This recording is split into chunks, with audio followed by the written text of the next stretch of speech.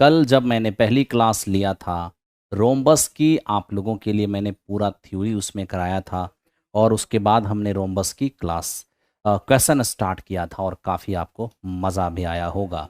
जिन्होंने बहुत बारीकी से उसको देखा होगा, हर किसी को समझ में आया होगा। आज मैं स्टार्ट करने वाला हूं आपके सेशन में सेकंड सेशन। एक बेहतरीन टॉपिक आप सभी पहले से पढ़ के रखे होंगे। अगर आपने पढ़ा होगा तो ज़रा भी मैथ्स तो एलसीएम एचसीएफ आप ज़रूर पढ़े होंगे। तो आज मैं आपको एलसीएम एचसीएफ में प्रैक्टिस कराने आया हूँ, ठीक है। तो बस 5 से 10 मिनट आप थ्योरी पर बात करेंगे और मेरे दोस्त हम उसके बाद एलसीएम एचसीएफ स्टार्ट करेंगे। ये एलसीएम एचसीएफ आपके रेलवे के अंदर, सेंट्रल एसएससी के अंदर और बीपीएससी टीचर के अंदर भी ये काम करेगा, क्योंकि 6 to 8 में लास्ट टाइम जब 2.0 का पेपर हुआ था तो वहाँ पे सवाल दिखा था, ठीक है। और मेरे दोस्त आने वाले पेपर में भी आपको सवाल दिखेगा, ठीक है। चलिए तो स्टार्ट करते हैं हम लोग एलसीएम एचसीएफ। अब एलसीएम एचसीएफ में जो छोटे छोटे से बात हैं, 2-4 पॉइंट, बस 2-4 पॉइंट हम डिस्कस कर लेते हैं ताकि हम लोग क्वेश्चन पे आ जाएंगे, ठीक है। अब देखिए सबसे बड़ी बात क्या है, एलसीएम, ठीक है, और and HCF. LCM and HCF मेरे दोस्त, एलसीएम क्या होता है और एचसीएफ क्या होता है, ठीक है। अब देखिए जब भी बात एलसीएम की आएगी, आपने सब लोग पढ़ा होगा लिस्ट कॉमन मल्टीपल, ठीक है, लिस्ट कॉमन मल्टीपल, ओके। और यदि बात एचसीएफ की करें तो ये जो एचसीएफ है जिसे हम लोग जीसीडी के नाम से भी जानते हैं, एचसीएफ क्या है, हाईएस्ट कॉमन फैक्टर, ठीक है, हाईएस्ट कॉमन और फैक्टर। जबकि मेरे दोस्त जीसीडी क्या होता है, ग्रेटेस्ट, ठीक है, greatest common divisor, greatest common divisor, ठीक है। अब जो ग्रेटेस्ट कॉमन डिविजर था वही बाद में एचसीएफ बन गया। और जो मेरे दोस्त एचसीएफ और जीसीडी इन दोनों को अलग अलग समझते हैं तो सावधान, ये दोनों एक ही चीज होता है। मैं एक एग्जाम्पल से आपको एलसीएम और एचसीएफ में अंतर भी समझा देता हूं और मेरे दोस्त रिलेशन भी बता देता हूं। एक नंबर है 12 और एक नंबर है 16, ठीक है। अब ये देखो 12 का आप टेबल लिखना स्टार्ट करो तो 12, 12 दूनी 24, 12 3 36, 12 4 48, 12 5 60, 12 6 72, dot dot dot dot dot. अब यहाँ देखना 16, 16 दूनी 32, 16 3 48, 16 4 64, 16 5 80, है ना, 16 6 96। मेरे दोस्त देखते रहना, 16 7 112, 16 8 128 और 16 9 144।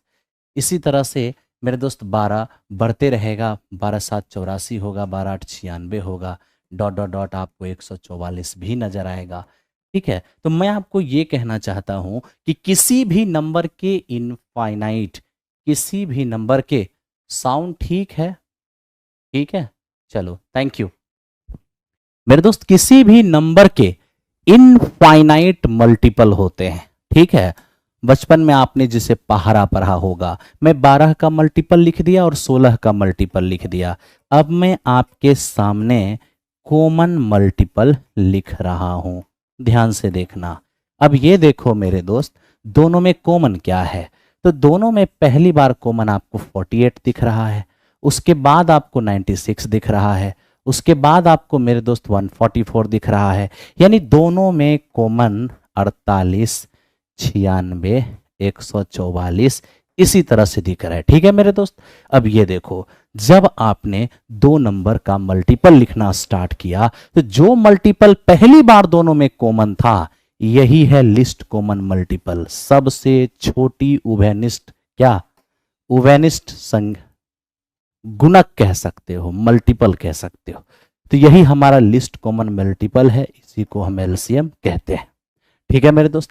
एलसीएम निकालने के कई मेथड हैं, लेकिन मैं आपको एक शॉर्टकट बताता हूं एलसीएम निकालने का क्या तरीका है।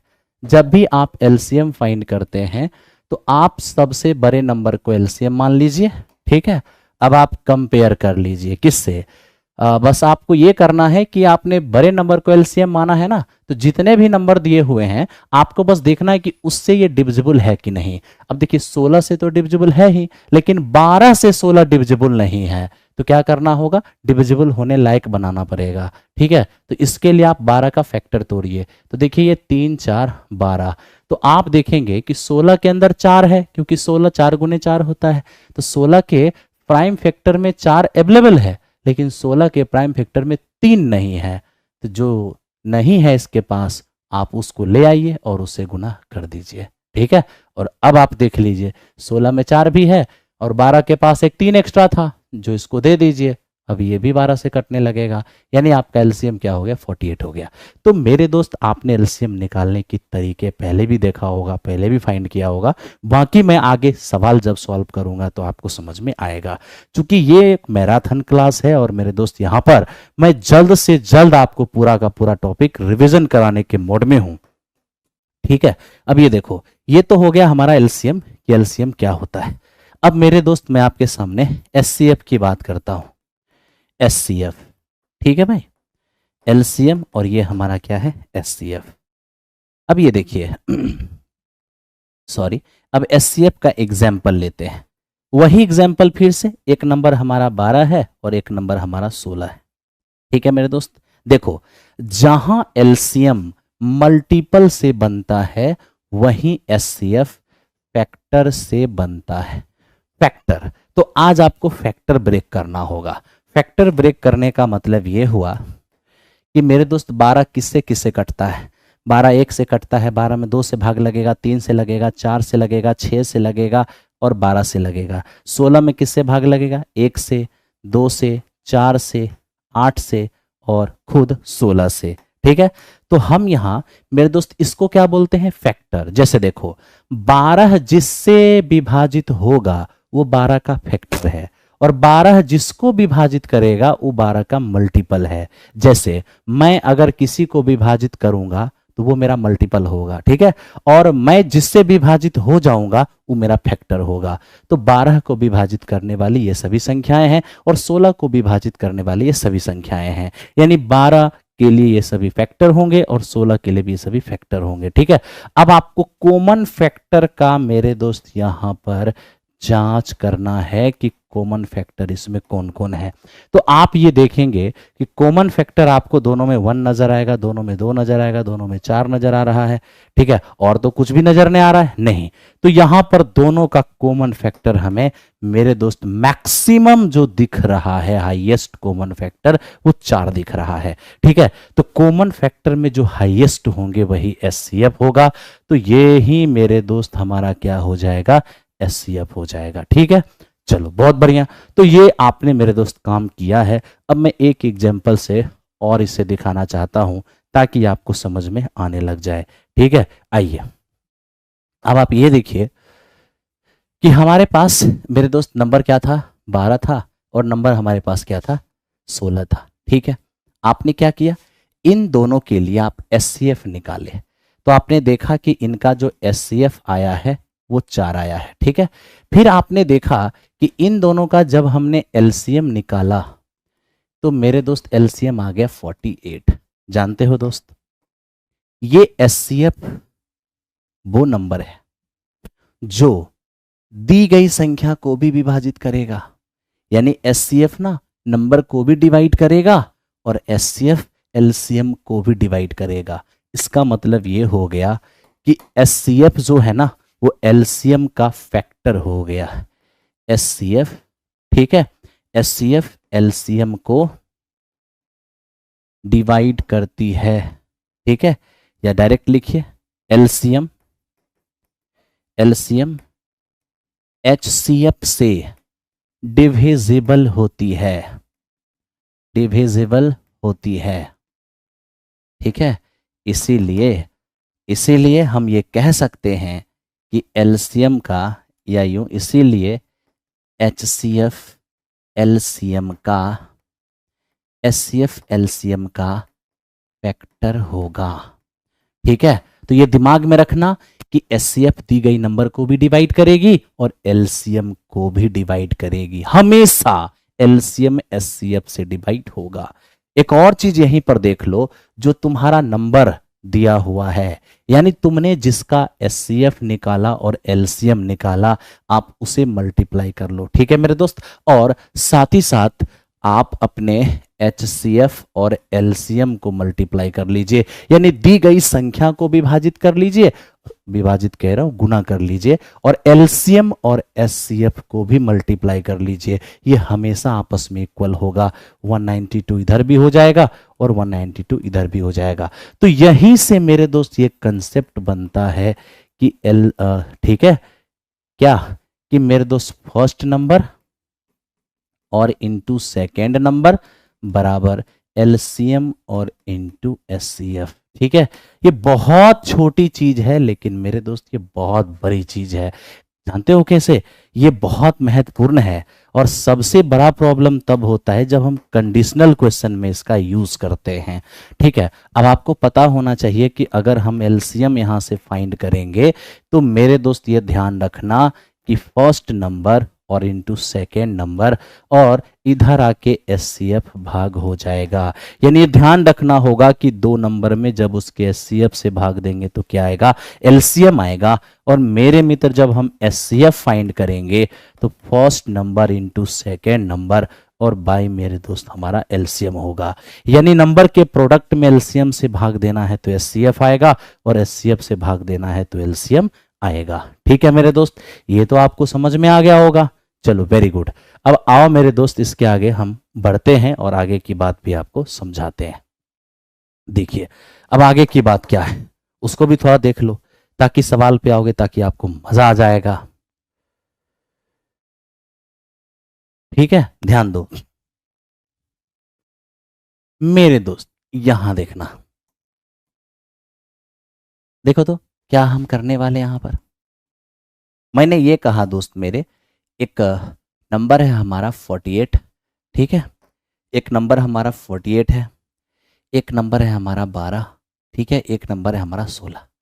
ओके, या छोड़ो, थोड़ा और एग्जाम्पल हम बराबर ले लेते हैं। ये 48 है, ओके, और मेरे दोस्त ये हमारा 64 है, और ये हमारा 120 है। ये मेरे दोस्त 3 नंबर है। ओके, ये हमारा 3 नंबर है। अब मैं क्या कर रहा हूं मेरे दोस्त, इसका मैं आपसे कह रहा हूं कि मेरे भाई आप एलसीएम फाइंड करो, एलसीएम। ठीक है, तो एक एल, लेकिन एलसीएम इसका मैं कैसे फाइंड करने कह रहा हूं? प्राइम फैक्टर मेथड से। अगर आप प्राइम फैक्टर मेथड से एलसीएम फाइंड करते हो, क्या करोगे? सबसे पहले 48 को लिखोगे क्या? 2 दूनी 4, 4 दूनी 8, 8 दूनी 16, 48, और ये 64 को 2 दूनी 4 दूनी 8 और दूनी 16 दूनी 32 दूनी 64। बस एक पॉइंट समझाना है और कुछ नहीं। ये 8 तिया 24, 24 पंचे 120। ठीक है, अब यहां ध्यान देना। अब मेरे दोस्त एलसीएम निकालते हैं। तो बचपन में हम लोगों ने यही सीखा, जब प्राइम फैक्टर मेथड से एलसीएम निकालेंगे तो जो सब में कॉमन है, जो मेरे दोस्त सब में कॉमन है, जो मेरे दोस्त सब में कॉमन है, ठीक है, जो सब में कॉमन है उसमें से एक, तो जो तीनों में कॉमन था उसमें से हमने एक लिख लिया। ठीक है, और इसके बाद मेरे दोस्त देखो, ध्यान देना, जो सब में कॉमन है उसमें से एक, साथ ही साथ जो कम से कम 2 में भी कॉमन है उसमें से भी एक ही लिखना है। लेकिन लड़का क्या करता है अक्सर, जो सब में कॉमन है वो लिख लीजिए, और जो सब में कॉमन नहीं है उसको उठा के सीधे लिख दीजिए। ठीक है, जो बिल्कुल ही सही नहीं है। ओके, क्यों? क्योंकि देखो, अभी भी ये दोनों में 2 कॉमन है, तो मेरे मित्र एक ही 2 आएगा। जैसे देखिए, इन दोनों में मेरे भाई आपको 2 3 कॉमन नजर आएगा, तो एक ही 3 नजर आएगा। ठीक है, अब जो बताइए क्या बचा? अब ये हमारे पास 3 पीस 2 है जो कॉमन नहीं है, तो बिल्कुल वो 3 पीस 2 आ जाएगा। ठीक है, और ये 5 सब में नहीं है तो वो भी आ जाएगा। और अब आप मेरे दोस्त इसको गुना करोगे तो क्या होगा? 2 दूनी 4 दूनी 8 दूनी 16, 16 दूनी 32 दूनी 64 दूनी 128, 128 गुने 15। ठीक है, या डायरेक्ट ऐसे कर लो, 10 10 दो 20, 20 दूनी 40, 40 दिया 120, 120 दूनी कितना? तो मेरे दोस्त ये 240, ये 480, ये 960 और ये कितना होगा?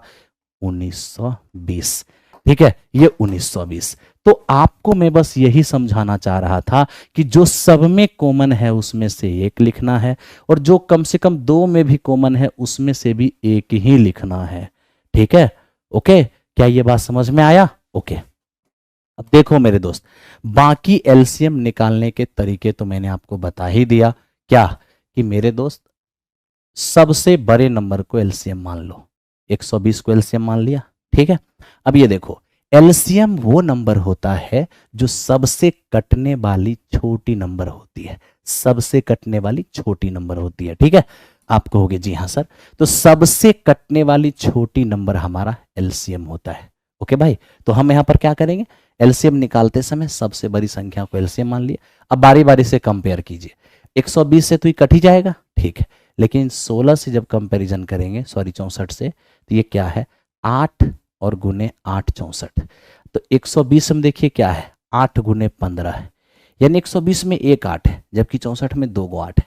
तो 2 में से एक 8 तो है ही, एक 8 कम है, तो मेरे दोस्त उसको ला के गुना कर दीजिए।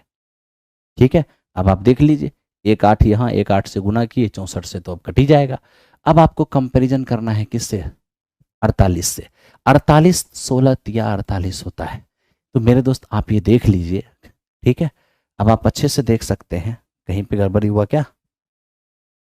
960 एक्स्ट्रा हो गया, एक बार चेक कर लो। 10 20 40 120 240 480, ठीक है, और ये 960, और ये मेरे दोस्त कितने हो गए, ये हो गए हमारे 1920। ओके, कहीं एक एक्स्ट्रा 2 लिख लिया होगा, 2 दूनी 4, ओह यहाँ पर एक्स्ट्रा 2 लिखा गया, 2 दूनी 4 दूनी 8 दूनी 16 दूनी 32 दूनी 64, यहीं पे 64 हो गया था, यहाँ एक एक्स्ट्रा 2 लिखा गया था, इसलिए ये प्रॉब्लम हुई। ठीक है, तो एक्स्ट्रा 2 लिखा गया था, तो एक 2 यहाँ भी एक्स्ट्रा हो गया होगा। ओके, अब ये ठीक है मेरे दोस्त, हमारा 960। Thank you. अरे 64 का जो लिख रहा था ना प्राइम फैक्टर, तो 2 दूनी 4 दूनी 8 दूनी 16 दूनी 32 दूनी 64, यही हो गया था, एक 2 एक्स्ट्रा लिख दिया था। ओके, तो अब मेरे दोस्त हम देख रहे हैं कि 48 से कंपेयर करेंगे तो 8 6 के 48 होता है, बाकी 16 तिया 48 होता है। तो देखो ये 8 8 64, अब 64 जहाँ है वहाँ तो 16 है ही, है ना। रही बात 3 की, तो 120 में 3 है, 40 तिया 120, है ना। तो मतलब यही हमारा हो गया एलसीएम, क्योंकि ये इससे भी कट रहा है, इससे भी कट रहा है, इससे भी कट रहा है, जो सबसे कटेगा वो एलसीएम होगा, और एलसीएम हो गया 960। तो मेरे दोस्त एलसीएम निकालने के बहुत सारे तरीके हैं, कुछ आपको पता भी होगा, कुछ आपको पता नहीं भी होगा। ठीक है, लेकिन आप घबराना बिल्कुल भी नहीं। ठीक है, चलो, तो इस तरीके से मेरे दोस्त हमने प्राइम फैक्टर मेथड से आपको एलसीएम बताने की कोशिश किया। अब रही बात एचसीएफ निकालने की, ठीक है, तो ये हमारा 48 है, ये मेरे दोस्त 64 है, ये हमारे पास 120 है। एकदम ध्यान से इसको देखना, ठीक है भाई। आप ये देखोगे, पहले समझो, प्राइम फैक्टराइजेशन 2 दूनी 4 दूनी 8 दूनी 16, 16 तिया 48, 2 दूनी 4 दूनी 8 दूनी 16 दूनी 32 दूनी 64, और मेरे मित्र ये 2 दूनी 4 दूनी 8, यह 24 पंचे 120। अगर मेरे दोस्त आपको एचसीएफ निकालना है, तो एचसीएफ के लिए फिक्स है कि जो सब में होगा सिर्फ उसी में से एक लिखना है। देखो ये सब में है, ये भी मेरे दोस्त सब में है, और ये भी मेरे दोस्त सब में है। इसके अलावा सब में कुछ भी कॉमन नहीं है, तो जो तीनों में होगा बस उसी में से एक लिखना है। तो कितने हो जाएंगे, 8 हो जाएंगे, है ना। कितने हो जाएंगे, 8 हो जाएंगे। ये हुआ प्राइम फैक्टर मेथड से। बाकी हम आपको एचसीएफ निकालना सिखा देते हैं डिफरेंस मेथड से। ठीक है मेरे दोस्त, ये देखो ध्यान से देखना, डिफरेंस मेथड। अब ये डिफरेंस मेथड क्या होता है, जैसे मेरे दोस्त आप ये देख सकते हो 48 64, 48 64 क्या हुआ,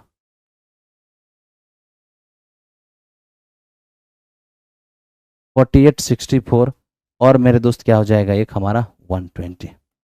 देखिए हमारे पास 3 नंबर है, अगर हमें इसका एचसीएफ फाइंड करना है तो ये बात आपको याद रखना है कि एचसीएफ दी गई संख्याओं, डिफरेंस मेथड ये कहती है कि एचसीएफ दी गई संख्याओं में से किन्हीं दो का अंतर होगा या उनका कोई फैक्टर होगा। तो लो मेरे दोस्त, यहां ध्यान दो, ये 48 और 64 किन्हीं दो का अंतर होगा या उसका कोई फैक्टर होगा। तो आप अंतर किसका लेना, जो बेहद नजदीक होगा, जिसका अंतर लेना आसान होगा। अब जैसे 64 और 12 का अंतर लेंगे तो 16 आ जाएगा। ठीक है, तो 64 और 12 मैं बोल रहा हूं, 64 और 48 का अंतर कितना हो जाएगा, 16 आ जाएगा। ओके, अब मेरे दोस्त किन्हीं दो का जो अंतर आपने लिया है, या तो ये एचसीएफ खुद होगा या इसका कोई फैक्टर होगा। अब 16 ही एचसीएफ कब होगा, जब ये 16 तीनों को काटेगा। 16 48 को काट रहा है, 64 को भी काट रहा है, लेकिन 16 120 को नहीं काट रहा है। इसका मतलब है कि 16 एचसीएफ नहीं होगा। तो फिर क्या होगा, इसका फैक्टर। फैक्टर कैसे निकालते हैं, आधा करो, एक तिहाई करो, एक चौथाई करो, ये करते चले जाओ। मैं आपको एक चीज दिखा देता हूं मेरे दोस्त। अगर हमें कोई ये कहेगा कि 120 का आप फैक्टर बनाइए, अगर 120 का मुझे फैक्टर बनाना होगा, देखो हम कैसे बनाएंगे, यहाँ ध्यान दो। पहले 1 से भाग, फिर मेरे दोस्त 2 से भाग, फिर 3 से भाग, फिर मेरे दोस्त 4 से भाग, फिर मेरे दोस्त 5 से भाग, फिर मेरे दोस्त 6 से भाग। मेरा कहना ये इसी तरह से चलता चला जाएगा। ठीक है, आप क्या कर रहे हो, नंबर में 1 से भाग दे रहे हो, 2 से दे रहे हो, 3 से दे रहे हो, 4 से दे रहे हो, 5 से दे रहे हो, 6 से भाग दे रहे हो, मतलब जिससे लग सकता है आप उससे भाग देते जा रहे हो। तो ये जो आपका आ रहा है ना, यही आपका फैक्टर, यही मेरे दोस्त फैक्टर है, यही फैक्टर है। ठीक है, तो आज अगर हम ये कहें कि 16 का फैक्टर, तो 16 में 2 से भाग दे दो तो 16 का फैक्टर 8 हो जाएगा। ठीक है, अब 8 से चेक कर लो, आगे बढ़ने से पहले चेक करते जाना है। अब 8 से ये भी कट रहा है, ये भी कट रहा है, ये भी कट रहा है, इसका मतलब 8 ही क्या होगा, हमारा एचसीएफ हो जाएगा। ठीक है, तो 8 ही हमारा क्या हो जाएगा, एचसीएफ हो जाएगा। मेरे दोस्त अगर 8 से भी नहीं कटता तो हम और नीचे जाते। ठीक है, तो ये एचसीएफ और एलसीएम निकालने के तरीके हैं। जितना टाइम बचा है बस मेरे दोस्त मैं उतना ही कर रहा हूं। ठीक है, हर जगह पे काम करेगा, ऐसा कोई जगह नहीं जहां पर ये काम नहीं करेगा। ठीक है, आइए तो मेरे दोस्त अब हम आपको एलसीएम एचसीएफ में कुछ पॉइंट बता देते हैं, जैसे मेरे मित्र एलसीएम में। ठीक है, अब 3 पॉइंट आपको बताते हैं क्या है एलसीएम में। वह लिस्ट नंबर, वह सबसे छोटी संख्या जो एक्स वाई और जेड से, एक्स वाई और जेड से पूर्णतया विभाजित होगा, पूर्णतया विभाजित होगा। पता है वो क्या होगा, वो एलसीएम ऑफ एक्स वाई और जेड होगा। जो इन तीनों से विभाजित होगा, इन तीनों से विभाजित होने वाली सबसे छोटी संख्या इन तीनों का लिस्ट कॉमन मल्टीपल होगा, यानी इन तीनों का एलसीएम होगा। ठीक है, नेक्स्ट, वह लिस्ट नंबर, वह लिस्ट नंबर, ठीक है, जिसमें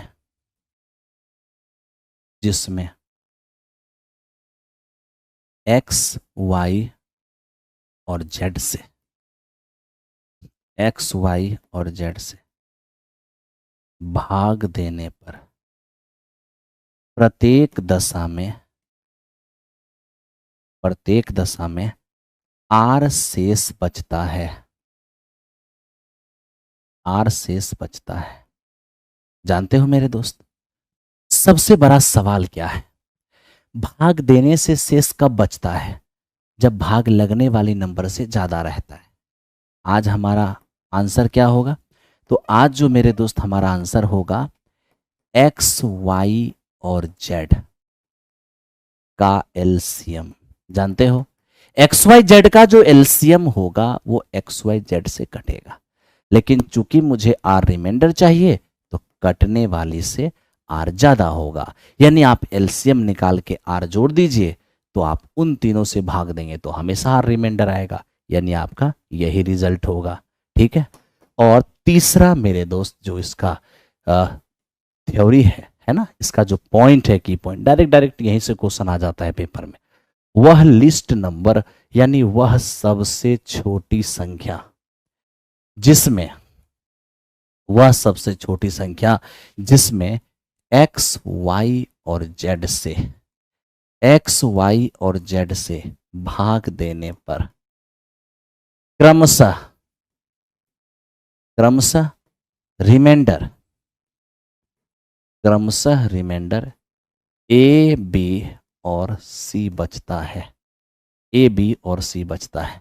ठीक है, तो मेरे दोस्त देखो, अब एक से अधिक भाजक है डिवीजर और एक से अधिक रिमाइंडर भी आ रहा है, तो क्या करना होगा, तो यहां पर मेरे दोस्त जिससे आप भाग दे रहे हो और जो आपका रिमाइंडर आ रहा है, ठीक है, जो आपका रिमाइंडर आ रहा है, ठीक है, तो अब मेरे दोस्त यहां पे ध्यान देना, आप जिससे भाग दे रहे हो और जो रिमाइंडर आ रहा है, आप जल्दी से उसका डिफरेंस ले लीजिए, आप जल्दी से उसका डिफरेंस लीजिए।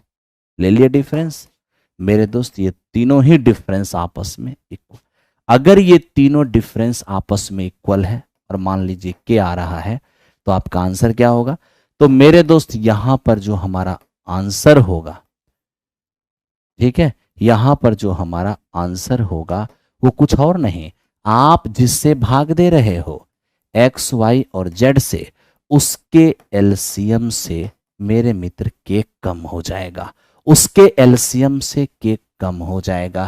ठीक है,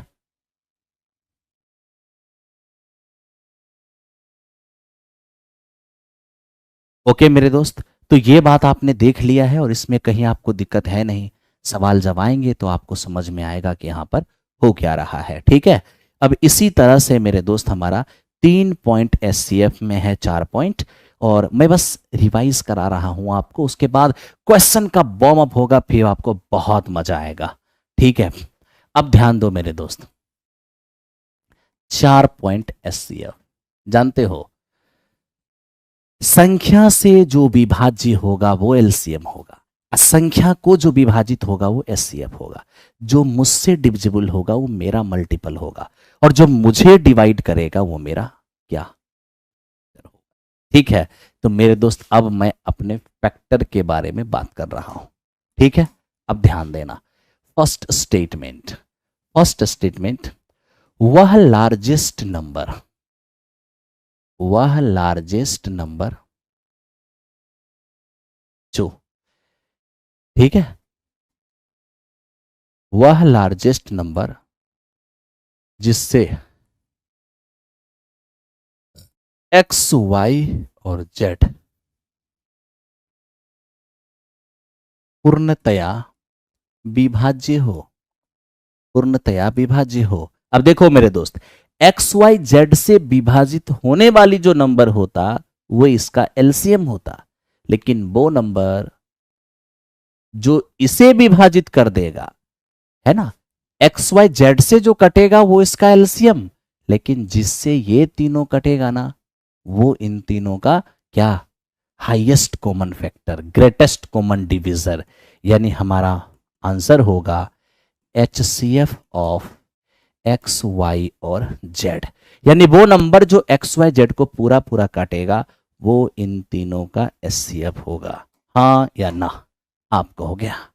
अब मेरे दोस्त दूसरा, दूसरा स्टेटमेंट है, वह लार्जेस्ट नंबर, ठीक है, वह लार्जेस्ट नंबर, वह बड़ी सी बड़ी संख्या जिससे, जिससे एक्स वाई और जेड में भाग देने पर, भाग देने पर, ठीक है, प्रत्येक दशा में, प्रत्येक दशा में आर शेष बचे, आर शेष बचे। अब मेरे दोस्त देखो, आप ही सोचो, एक्स वाई जेड हमारा नंबर है जिसमें किसी से भाग दिए तो रिमाइंडर आर बचा, यानी किसी संख्या से एक्स में भाग दिए तो भी आर, वाई में भाग दिए तो भी आर, जेड में भाग दिए तो भी आर। इसका मतलब है कि जिस संख्या से हम भाग दे रहे हैं उससे कटने वाली नंबर से ये तीनों नंबर कितना ज़्यादा है, आर ज़्यादा है, क्योंकि कटने से जितना ज़्यादा रहेगा, डिविजिबल होने से जितना ज़्यादा रहेगा, वही तो रिमाइंडर आएगा। अब देखिए x में जब हम डिवाइड किए, x किसी संख्या से जब x में भाग दिए तो r रिमाइंडर आया, यानी x डिविजिबल होने से r ज़्यादा है तो तुरंत r कम कर दीजिए। उसी तरह से जब हम किसी संख्या से y में भाग दिए तो रिमाइंडर r आया, यानी y भी डिविजिबल होने से r ज़्यादा है। वो बड़ी सी बड़ी नंबर जिसमें z से भाग दिए तो r रिमाइंडर आया। इस ध्यान दो, अब z में भाग दिए और r रिमाइंडर आया, यानी z भी डिविजिबल होने से r ज्यादा है। क्योंकि देखो किसी में डिवाइड करे और रिमाइंडर आ जाए, रिमाइंडर तभी आता है जब भाग लगने से ज्यादा रहता है। तो जितना जितना रिमाइंडर आ रहा था ना, यानी उतना उतना ये भाग लगने से ज्यादा था। तो जितना भाग लगने से ज्यादा था मैं मेरे दोस्त उतना हटा दिया। ठीक है, तो अब जो नंबर बचा है ये भाग लगने वाली नंबर बचा है। किससे किससे भाग लगेगा? इन तीनों में। जो संख्या इन तीनों को विभाजित करेगा वो इन तीनों का कॉमन फैक्टर होगा, यानी वो इन तीनों का मेरे मित्र HCF होगा। ठीक है, तो ये हमारा रिजल्ट हो गया। ये दो स्टेटमेंट का आंसर क्या होगा। अब मेरे दोस्त मैं तीसरे स्टेटमेंट की ओर चलता हूं और आप देखो तीसरा स्टेटमेंट क्या है। वह लार्जेस्ट नंबर जिसमें x, y और z से भाग दें। ठीक है, x, y, z में भाग दें और प्रत्येक दशा में समान शेष बचे। प्रत्येक दशा में समान शेष बचे।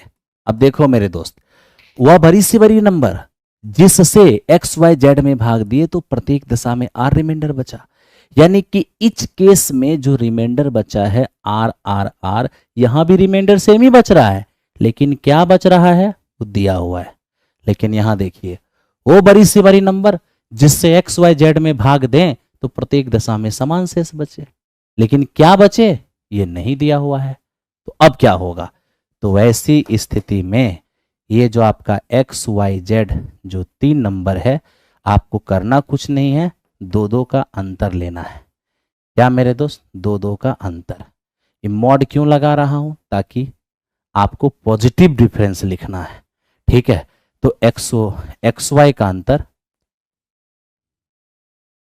ठीक है, एक्स वाई का अंतर, वाई जेड का अंतर और जेड एक्स का अंतर, यानी इन दोनों का अंतर। ठीक है, इन दोनों का अंतर, इन दोनों का अंतर और इन दोनों का अंतर। आप पॉजिटिव डिफरेंस लेंगे और डिफरेंस लेने के बाद जो आपका आएगा आप उसका एचसीएफ ले लीजिएगा, और जो एचसीएफ आएगा वही आपका इसका आंसर होगा, यानी कि वही वो नंबर होगा जिससे इन तीनों में भाग देंगे तो प्रत्येक दशा में समान शेष बचेगा। ठीक है मेरे दोस्त, ओके। अब ऐसी स्थिति में हमेशा 3 नंबर रहेगा, ये जरूरी नहीं है, 2 नंबर भी हो सकता है। मैं आपको एक एग्जाम्पल से दिखा देता हूं मेरे दोस्त। देखो ये है 24, ठीक है, देखते रहना। ये है 24, ये है तुम्हारा 44 और मेरे दोस्त ये तुम्हारा कितना है? 84। अब हमें कह रहा है कि वो बड़ी सी बड़ी नंबर बताओ जिससे हम इन तीनों में भाग दें, जिससे हम इन तीनों में भाग दें तो प्रत्येक दशा में समान शेष बचेगा। ठीक है, क्या बचेगा शेष नहीं मालूम, तो क्या मैंने कहा, आप दो दो का अंतर लीजिए, इन दोनों का अंतर लीजिएगा 20 आएगा, इन दोनों का अंतर लीजिए तो मेरे दोस्त यहां से 40 आएगा, और इन दोनों का अंतर लीजिए मेरे दोस्त आपका 60 आएगा। ठीक है, तो आपका एक 20 आ गया है, एक 40 आ गया है और एक 60 आ गया। अब आपको क्या करना है, इसी का एचसीएफ लेना है। तीनों का एचसीएफ लीजिएगा तो तीनों का एचसीएफ आपको 20 नजर आएगा। जानते हैं यही वो नंबर 20 है जिससे तीनों में भाग दीजिएगा समान शेष आएगा। आप भाग देख लीजिए, 20 से 24 में भाग दीजिएगा तो रिमाइंडर 4 आएगा, 20 से आप 44 में भाग दीजिएगा तो यहाँ भी 4 आएगा, ठीक है, यहां भी 4 आएगा, और 20 से 84 में भाग दीजिएगा, यहां भी रिमाइंडर 4 आएगा। लेकिन मैं आपको एक छोटी सी बात बता दूं, यहां पर जरूरी नहीं है कि तीनों का डिफरेंस लिया ही जाए, आप बिना तीनों के डिफरेंस से भी काम चला सकते हैं। कहिएगा वो कैसे? तो ये देखिए, एक 24 था, एक 44 था, एक 84 था। अरे आप दो दो का ही अंतर लीजिए ना, इन दोनों का अंतर कितना 20, इन दोनों का अंतर कितना 40। अब जो आया है बस उसका एचसीएफ ले लीजिए, यानी इन दोनों के अंतर, इन दोनों के अंतर का एचसीएफ लीजिए, तो 20 और 40 का एचसीएफ क्या होगा? 20 हो जाएगा। 20 और 40 का एचसीएफ क्या हो जाएगा? 20 हो जाएगा। ठीक है, तो इस तरह से आप चीज को देख पा रहे हैं। ठीक है, हालांकि मैं आपको इस एग्जाम्पल में ये बता दूं कि जरूरी नहीं है, ठीक है, जरूरी नहीं है मेरे दोस्त कि यहां पर 4 नंबर रहेंगे, 2 नंबर भी हो सकता है। ठीक है, आप कहोगे 2 नंबर कैसे? ये देखो, 44 और 84, वो बड़ी सी बड़ी नंबर जिससे इन दोनों में भाग दे तो समान शेष आए, क्या आए नहीं मालूम। अगर आपको वो नंबर ढूंढना है, आप बस इनका डिफरेंस ले लीजिए। डिफरेंस कितना आ गया? 40। यही वो नंबर है जिससे इन दोनों में भाग देंगे तो समान शेष आएगा। आपको यकीन नहीं होता है, भाग देख देख लीजिए। मेरे मित्र देखो, 40 से एक बार में जाएगा 4 रिमाइंडर, 40 से 2 बार में जाएगा 4 रिमाइंडर, बिल्कुल रिमाइंडर सेम आएगा। ठीक है ना? तो ये मेरे दोस्त बहुत महत्वपूर्ण है, आज के ज़माने में इसका बहुत ज़्यादा यूज़ है, और यहीं से क्वेश्चन आपके पेपर में आ जाता है।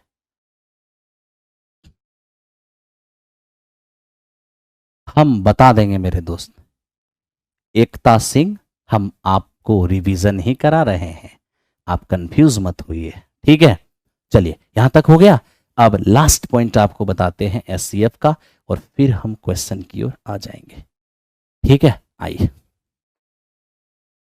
एससीएफ का लास्ट पॉइंट है, वह लार्जेस्ट नंबर, वह लार्जेस्ट नंबर, ठीक है, जिससे, जिससे ए है, जिससे एक्स वाई और जेड में, एक्स वाई और जेड में भाग देने पर प्रत्येक दशा में,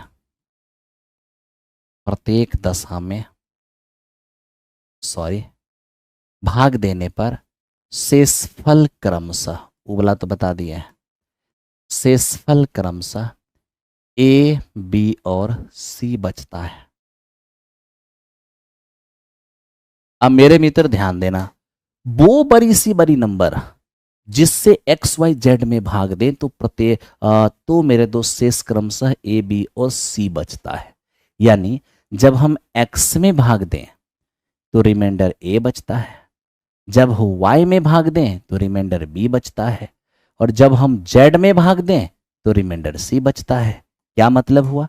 मतलब ये हो गया कि एक बड़ी सी बड़ी नंबर है जिससे एक्स में भाग देते हैं तो ये रिमाइंडर, वाई में भाग देते हैं तो बी रिमाइंडर, जेड में भाग देते हैं तो सी रिमाइंडर। अरे रिमाइंडर कब बचता है? जब भाग लगने से ज्यादा रहता है।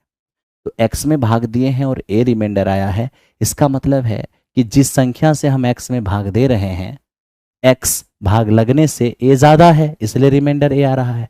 तो जितना ज्यादा है बस उसको हटा दीजिए, हटा दीजिएगा तो ये एक्स माइनस ए हो जाएगा। आप कहिएगा उसी तरह से यहाँ भी बी हटा दीजिए तो वाई माइनस बी आएगा, उसी तरह से यहाँ भी सी हटा दीजिए तो जेड माइनस सी आएगा। अब देखो मेरे दोस्त, कहते हैं कि कचरा डिविजिबल होने से जितना ज्यादा होता है वो कचरा ही तो होता है, और वही कचरा आपका रिमाइंडर बच जाता है। अगर आपको डिविजिबल होने वाली चाहिए तो कचरा को हटाना होगा। ठीक है, तो हम यहाँ पर कचरा हटाने के लिए क्या किए? सब में से जो रिमाइंडर बच रहा था उसको हटा दिए। अब ये वो नंबर बचा जो मेरे दोस्त क्या डिविजिबल होने वाली है, किससे?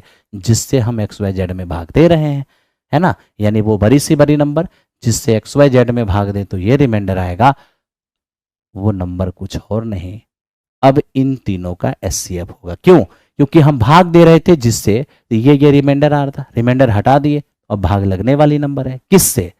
तो भैया जिससे इन तीनों में भाग लगेगा वो इन तीनों का एचसीएफ होगा, और एचसीएफ से जो रिजल्ट आएगा यही आपका नंबर होगा। यानी यही वो नंबर होगा जिससे आप एक्स वाई जेड में भाग देंगे तो समान शेष आएगा। ठीक है, चलो।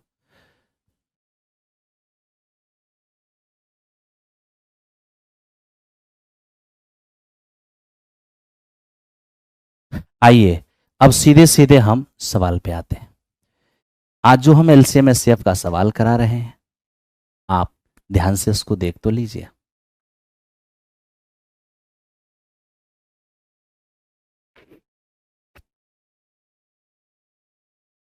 चलिए अब स्पीड अप हो गया, अब सवाल पे आते हैं।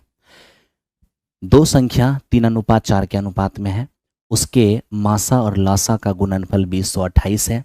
तो बताइए संख्याओं का योग क्या होगा। सबसे पहली बात मेरे दोस्त मैं आपको ये बताऊं, देखो सिंपल सी बात है कि जो आपकी संख्या है वो 3:4 के अनुपात में है, ठीक है। अगर मैं अनुपात की राशि x मानूंगा ना, तो दोनों का योगफल हो जाएगा 7x, और दोनों का योगफल ही मांगा है, तो दोनों का योगफल अगर 7x है, इसका मतलब है कि मेरा जो आंसर होगा, अरे दोनों नंबर का योगफल मांगा था और दोनों का योगफल हमारा 7x है, यानी मेरा आंसर 7 का मल्टीपल होगा। अब 7 का मल्टीपल होगा यानी 7 से कटने वाली होगा। 7 से ना ये कट रहा है, ना ये कट रहा है, ना ये कट रहा है, केवल 7 से ये कट रहा है, इसलिए हमारा आंसर 91 होगा, ठीक है। बाकी मेरे दोस्त आप अगर बेसिक से बनाना चाहते हो तो बना लो। अब देखो आपने अनुपात की राशि जैसे ही x माना तो एक नंबर आपका 3x हो गया, एक नंबर आपका 4x हो गया, ठीक है। अकॉर्डिंग टू क्वेश्चन इन दोनों का जो प्रोडक्ट है, ठीक है, सॉरी इन दोनों का प्रोडक्ट नहीं है, ये हमारा 3x एक नंबर हो गया और ये 4x हमारा एक नंबर हो गया। अगर मान लो मेरे दोस्त मैं एलसीएम निकालता हूँ, तो एलसीएम क्या होता है, एलसीएम क्या होता है, जो दोनों में कॉमन होते हैं उसे आप लिख लीजिए, और जो दोनों में कॉमन नहीं होते हैं उससे गुणा कर लीजिए, है ना। दोनों में x कॉमन था, x लिख लिए। अब 3 और 4 दोनों में कॉमन है नहीं, तो सीधे 4 दिया क्या हो जाएगा, ये हमारा 12 हो जाएगा। तो 12x हमारा एलसीएम हो गया। अगर मैं बात एचसीएफ की करूंगा, तो जो दोनों में कॉमन है वही एचसीएफ है, दोनों में x कॉमन है तो x हमारा एचसीएफ हो गया, ठीक है। अब लीजिए एलसीएम इंटू एचसीएफ, ठीक है। अरे बोलो ना मेरे दोस्त, क्या नंबर था, एलसीएम और एचसीएफ का गुणनफल था। बोलो हाँ या ना, आपको क्या। हालांकि मेरे दोस्त आपको ये करने की जरूरत भी नहीं थी, कहिएगा वो जरूरत क्यों नहीं है, एलसीएम एचसीएफ निकालने की जरूरत क्यों नहीं, इसीलिए कि मेरे दोस्त आपको ये पता होना चाहिए कि पहली संख्या गुना दूसरी संख्या बराबर एलसीएम इंटू एचसीएफ, ठीक है। अब आप देख लो मेरे दोस्त, पहली नंबर आपका 3x है, दूसरी नंबर आपका 4x है, और एलसीएम और एचसीएफ का प्रोडक्ट जो है ये हमारा 2028, ये हमारा क्या है 2028।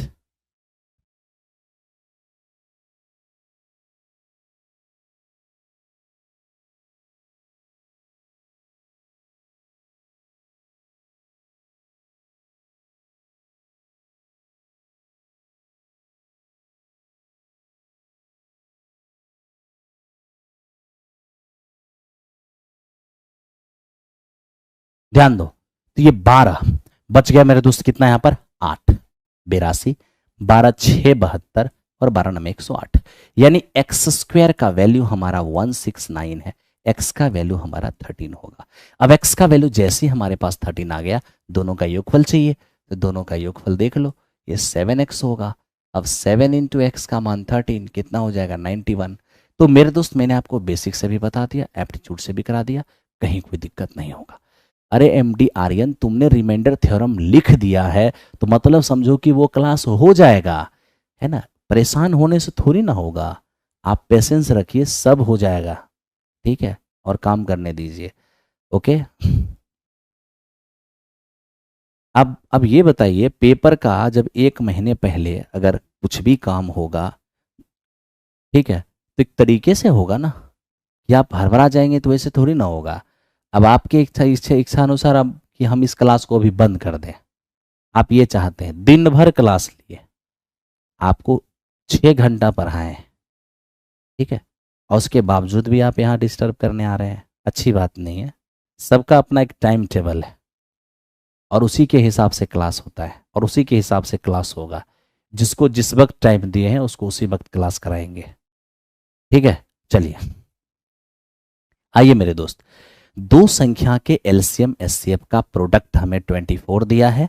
यदि संख्याओं का अंतर हमारा 2 है, तो उनमें बड़ी संख्या क्या होगा। देख मेरे दोस्त, मैं आपको एक चीज बताता हूं, क्या, देखो बनाने के कई तरीके हैं। अब दो संख्या का अंतर हमें 2 दिया है, एक को x मान लेते हैं, एक हमारा x-2 हो जाएगा, अंतर 2 का हो जाएगा। अब हम यहाँ कर सकते हैं पहली नंबर इंटू दूसरी नंबर बराबर क्या, एलसीएम इंटू एचसीएफ, जो हमें 24 दिया है। ठीक है, अब रही बात यहाँ पर बड़ी नंबर की, तो बड़ी नंबर को हमने x माना है। ठीक है, और बड़ी नंबर ही मांग रहा है, जो ऑब्वियसली सी बात है कि ऑप्शन में अवेलेबल रहेगा, है ना। आप x का मान 6 रख के देखो, 6 - 2 हमारा 4 होगा, तो 6 चौके 24 हो जाएगा। तो इस तरीके से मेरे दोस्त हमने यहाँ पर देख लिया है। ठीक है, ओके। तो इस तरह से मेरे दोस्त आपने 24 देख लिया कि हमारा बड़ी नंबर कितना है, 6 है। आइए 3 नंबर पे चलते हैं। दो संख्या का एचसीएफ और एलसीएम 44 और 264 है। यदि पहली संख्या में 2 से भाग दें तो भागफल 44 आता है। दूसरी संख्या ज्ञात करें। मेरे दोस्त मुझे ये बताओ, पहली संख्या को मैं ए मान लेता हूं, ठीक है। अब ये देखो, क्वेश्चन कह रहा है कि पहली संख्या में मैं जब 2 से भाग देता हूं तो जो हमारा कोसेंट आता है वो 44 आता है, मतलब 44 बार में कट जाता है। इसका मतलब है कि हमारा जो फर्स्ट नंबर है वो 88 है। ठीक है, और आपने अच्छी तरह पढ़ा है क्या, first number into second number बराबर क्या, एलसीएम इंटू एचसीएफ। तो आपका एलसीएम कितना है 264 और एलसीएम एचसीएफ कितना है मेरे मित्र 44। आप यहाँ सॉल्व करेंगे इसको, ठीक है। आप देखोगे 44 से ये 2 बार में चला जाएगा और 2 से मेरे दोस्त ये 132 हो जाएंगे। तो इस तरह से ये 132 आपको नजर आएंगे। यही इस क्वेश्चन का आंसर हो गया। ठीक है, चलो थैंक यू। अब मेरे दोस्त यहाँ से हम लोग आगे बढ़े। हर एक नंबर मेरे दोस्त हम लोग बहुत अच्छे से सॉल्व करेंगे। हो गया ये एचसीएफ का 44 गुना है, उनके एलसीएम और एचसीएफ का योगफल 1125 है। यदि पहली संख्या 25 हो तो दूसरी संख्या क्या होगा, है ना, दूसरी संख्या क्या होगा। मेरे दोस्त मैं यहाँ पर देख पा रहा हूँ कि आपका ऑप्शन जो है वो कट जा रहा है। रुकिए मैं देखता हूँ कि क्या मसला है ना। एलसीएम ऑप्शन नहीं कटना चाहिए, ऑप्शन कटेगा तो फिर आंसर कैसे आएगा। देखिए, अब आपने यहां पर देखा कि एलसीएम एचसीएफ का 44 गुना है। एलसीएम जो है ना वो 44 टाइम्स क्या, एचसीएफ। एलसीएम एचसीएफ का 44 गुना है। ठीक है मेरे दोस्त, अब हम देख रहे हैं कि एलसीएम प्लस एचसीएफ ये दोनों ही मिलकर हमारा 1125 है। ओके, अब एलसीएम को मैं अगर चाहूं तो एलसीएम की जगह 44 एचसीएफ लिख सकता हूं। आप कहोगे हाँ, यहां से एक एचसीएफ है और बराबर 1125। ठीक है, अब बताओ मुझे ये क्या 45 एचसीएफ नहीं हो जाएगा, और ये 1125 हो गए। यहां से एचसीएफ फाइंड करेंगे तो हमें 25 नजर आएगा। अब एचसीएफ 25 नजर आ गया। अब वही एचसीएफ मेरे दोस्त अगर आप यहां लिख देते हैं, ये फाइनली आपको 1100 नजर आएगा, हाँ या ना। बिल्कुल। अब फर्स्ट नंबर देकर हमें सेकंड नंबर मांगा है। सिंपल सी बात है मेरे दोस्त, यहाँ देखो क्या फर्स्ट नंबर है 25, सेकंड नंबर हमें नहीं मालूम। ठीक है, बराबर एलसीएम इंटू एचसीएफ। तो एलसीएम हमारे पास क्या है, तो एलसीएम में देख रहा हूँ 1100 और इंटू एचसीएफ देख रहा हूँ 25। 25 से 2160 है, एचसीएफ हमारा 12 है। तो इस तरह के संख्याओं के कितने पेयर पॉसिबल हैं। ठीक है, जब मेरे दोस्त एचसीएफ एलसीएम वाले क्वेश्चन में मैक्सिमम क्वेश्चन में एचसीएफ को पकड़ के करूंगा, ठीक है ना। आप यहाँ पर क्या देख रहे हो, आप ये देख रहे हो कि हमारा जो एचसीएफ है वो 12 है। अगर मेरे दोस्त हमारा एचसीएफ 12 है तो हमारा नंबर 12A और मेरे दोस्त 12B के फॉर्म का होगा। तो हमारा नंबर क्या होगा, 12A और 12B के फॉर्म का। तभी तो दोनों में से 12 कॉमन लेंगे तो एचसीएफ 12 होगा। आप कहोगे हाँ सर। अब आपको पता है कि ये दोस्त मेरे दोनों नंबर का जो प्रोडक्ट है ये हमें 2160 दिया हुआ है। ठीक है, अब यहाँ से 12 से देखो, तो मेरे दोस्त 12 से अगर मैं इसे कैंसिल आउट करूंगा तो ये 180 बार में कटेगा। ठीक है, सॉरी, ये मेरे दोस्त हमारे यहाँ पर बी है, बी। और इस 12 से इसे कैंसिल आउट करूंगा तो 15 हो जाएगा। यानी मेरे दोस्त यहाँ पर a इंटू बी हमारे पास 15 नजर आएगा। ठीक है, अब आपको ये बात जरूर पता होना चाहिए, ये बात मेरे दोस्त आपको जरूर पता होना चाहिए क्या, कि 12 कॉमन लेने के बाद ए और बी जो है ना यहाँ पर को प्राइम है। ए और बी जो है वो मेरे दोस्त हमारा को प्राइम है, को प्राइम। ठीक है, तो अगर ए और बी को प्राइम है तो ऐसा दो वैल्यू जिसको मल्टीप्लाई करने से 15 भी आएगा और कुछ कॉमन भी नहीं आएगा, ठीक है, तो मल्टीप्लाई करने से 15 भी आना चाहिए और कुछ कॉमन नहीं आना चाहिए, तब तो वो 1 और 15 हो सकता है। 2 से कटना नहीं है 15, 3 और 5 हो सकता है एकदम, आगे 4 से कटेगा नहीं 15, फिर 5 और 3 हो सकता है। ठीक है, तो मेरे दोस्त 15 में 1 से भाग लगेगा, 2 से नहीं 3 से लगेगा, 3 से नहीं 5 से लगेगा, है ना। मेरा कहना यह है कि मेरे दोस्त इस तरीके से हम ए बी का पेयर बनाते चले जाएंगे, लेकिन याद रखना इस दौरान अगर कोई पेयर रिपीट कर गया तो वहीं पे रुक जाना। अब देखो 3 5 बोलो या 5 3 बोलो, कपल तो एक ही है। जब सेम कपल रिपीट होने लग जाए तो आप वहीं पे रुक जाना, ठीक है। और जैसे ही वहां पर रुकोगे उसके बाद जो आपको कपल दिखेगा, बस ये देखना कि दोनों में कुछ कॉमन भी है, कॉमन वाले को हटा देना। यहाँ कुछ भी कॉमन नहीं, यहाँ कुछ भी कॉमन नहीं, यानी ये पेयर भी चलेगा, ये पेयर भी चलेगा। इसका मतलब है कि इसके केवल और केवल 2 पेयर ही चलेंगे। ठीक है, केवल और केवल 2 पेयर ही चलेंगे।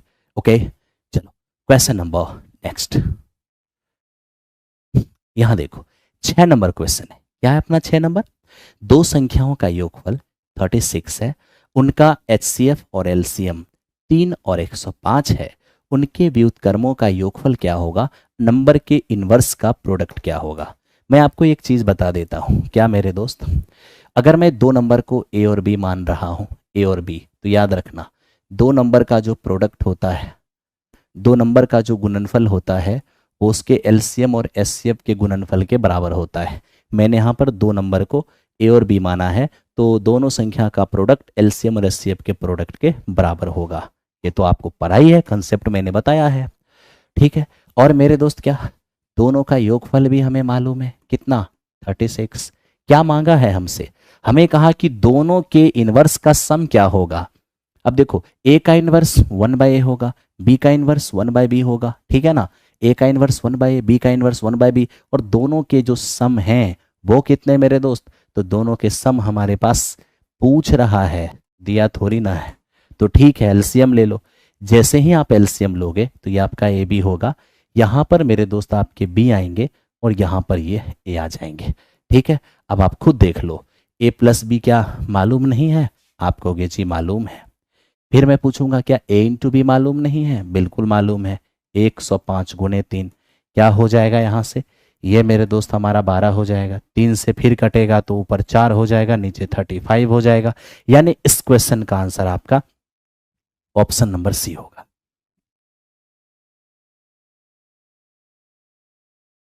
चलिए, थैंक यू वेरी मच। आओ मेरे दोस्त, अब चलते हैं हम नेक्स्ट क्वेश्चन की ओर।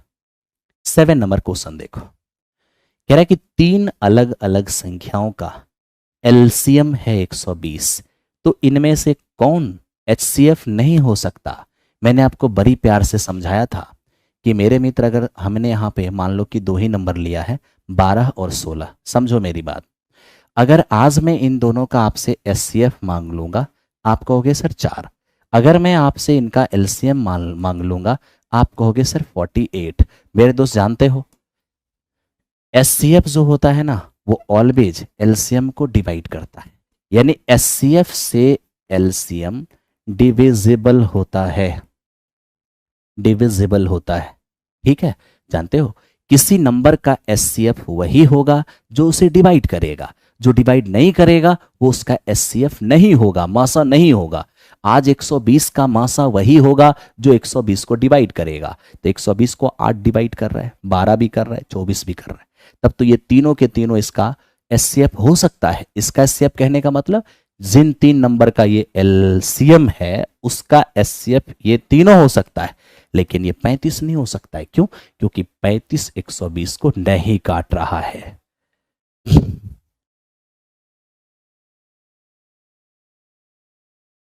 कैनवर्स होता है। अच्छा ठीक है, ध्यान दो,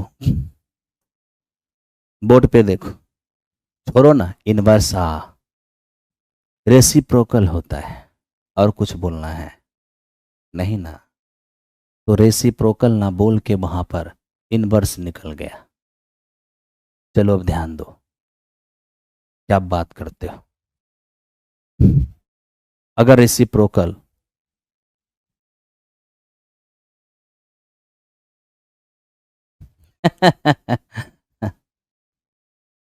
चले, आइए इस क्वेश्चन को देखते हैं।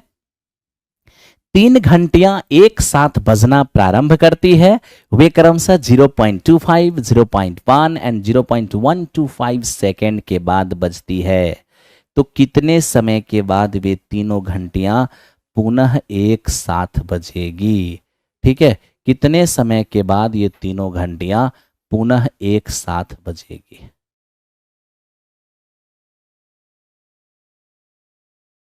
ठीक है, अब देखो मेरे दोस्त,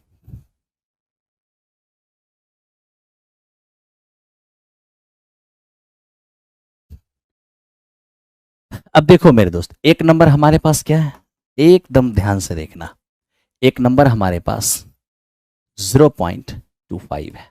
एक काम करो ना, क्या ये एलसीएम का मामला है, आप जल्दी से मेरे दोस्त डेसिमल हटाओ। एलसीएम हो या एचसीएफ, अगर डेसिमल वाले नंबर का एलसीएम एचसीएफ निकालना हो तो आप डेसिमल हटाकर नीचे 100 लिखें। ठीक है, 2 अंक है तो 100, 1 अंक है तो 10। मतलब है कि डेसिमल हटाकर नीचे एक पर जीरो लिखिए। लिख दिया। अब मेरी एक बात याद रखना, यहां डेसिमल के बाद 2 अंक था, मैंने 2 जीरो लिखा। 1 अंक था, 1 जीरो लिखा। यहां डेसिमल के बाद 3 अंक था, 3 जीरो लिखा। बस इतना याद रखना कि कभी भी आप इस प्रकार का क्वेश्चन सॉल्व कर रहे हो, यानी जहां डेसिमल वाली एलसीएम एचसीएफ है, आप बस इतना कर लेना कि डिनोमिनेटर में शून्यों की संख्या सेम कर लेना। ठीक है, अब यहाँ 3 जीरो है ना, तो मेरे मित्र आप यहाँ भी 3 जीरो बना दो। तो 3 जीरो बनाने के लिए 100 से गुना करना पड़ा, तो 100 से ऊपर भी गुना करना पड़ेगा। यहाँ 2 जीरो है ही, 3 जीरो चाहिए, तो 1 जीरो से यानी 10 से, तो 10 से नीचे भी गुना करोगे, 10 से ऊपर भी करोगे। ठीक है, तो इस दौरान हमने मेरे दोस्त क्या किया है, इस दौरान हमने सबके डिनोमिनेटर में शून्यों की संख्या समान कर दिया। ठीक है, अब ये देखो, जब कभी भी ऐसा सवाल आ जाए कि 3 घंटियां इतना इतना इतना इतना समय अंतराल पर बजती है, इतना इतना इतना समय अंतराल पर बजती है, मैं इसको एक साथ बजा देता हूं, फिर से ये अपने से एक साथ कब बजेगा? तो मेरे दोस्त, वो समय कुछ और नहीं, जितना जितना टाइम में ये रिपीट कर रहा है उस टाइम का एलसीएम होगा। अब जैसे ही आप एलसीएम फाइंड करोगे, तो मेरे दोस्त फ्रैक्शन का एलसीएम क्या होता है? न्यूमरेटर का एलसीएम और डिनोमिनेटर का एचसीएफ। तो ये देखिए, हजार हजार हजार का, हजार हजार हजार का कॉमन तो हजार ही हो जाएगा, लेकिन 250, 100 और 125 का जो एलसीएम होगा वो मेरे दोस्त क्या होगा? 500 होगा। तब तो ये सीधा हमारा 0.5 आ जाएगा। इस क्वेश्चन का आंसर 0.5 होगा। अब ये देखिए, अगर आपका ए बटे बी बटे सी, और सॉरी ए अपॉन बी, मेरे दोस्त सी अपॉन डी और ई अपॉन एफ, यदि इसका आपसे एलसीएम मांगे, ठीक है, तो क्या करोगे? किसी भी भिन्न का जो एलसीएम होता है वो में निकालते समय आप जो आपका न्यूमरेटर है उसका एलसीएम निकालना है। ठीक है, और जो आपका डिनोमिनेटर है बी डी और एफ, मेरे मित्र इसका आपको एचसीएफ निकाल लेना है। ठीक है भाई, फिर आप यहां पे देख लो, अगर आपने ऐसा कभी किया कि a by b, c by d और ई अपॉन एफ,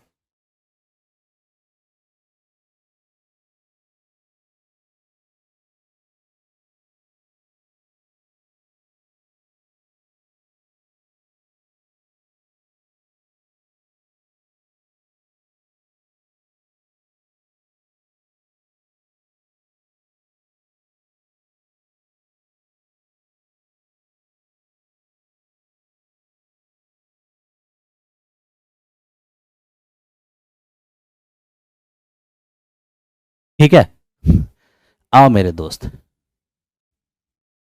कंफ्यूजन हो गया था भाई। मेरे दोस्त यहां पे देखो, a by b, c by d, e by f, अगर आपको भिन्न का एचसीएफ मांगेगा तो अंश का एचसीएफ होगा और हर का एलसीएम होगा। ठीक है मेरे दोस्त, ये ध्यान रखना। और भिन्न का एलसीएम मांगेगा, सॉरी, भिन्न का एचसीएफ मांगेगा तो अंश का एचसीएफ, हर का एलसीएम, और अगर फ्रैक्शन का एलसीएम मांगेगा तो न्यूमरेटर का एलसीएम होगा, डिनोमिनेटर का एचसीएफ होगा। ठीक है, ये बात आपको ध्यान रखना होगा। ओके, चलिए अब चलते हैं मेरे दोस्त नेक्स्ट क्वेश्चन की ओर, बढ़ो। अब थोड़ा सा इनसे मिलो और देखो मेरे दोस्त ये क्वेश्चन क्या है।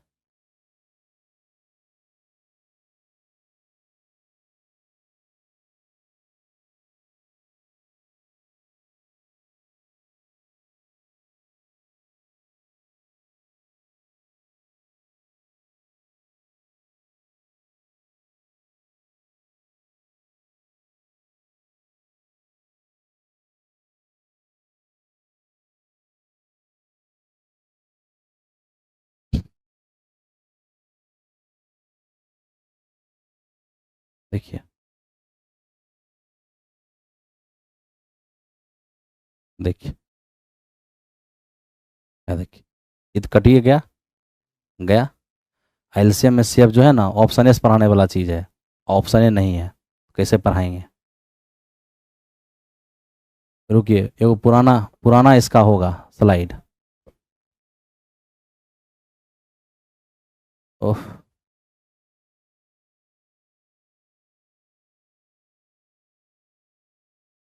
बताइए।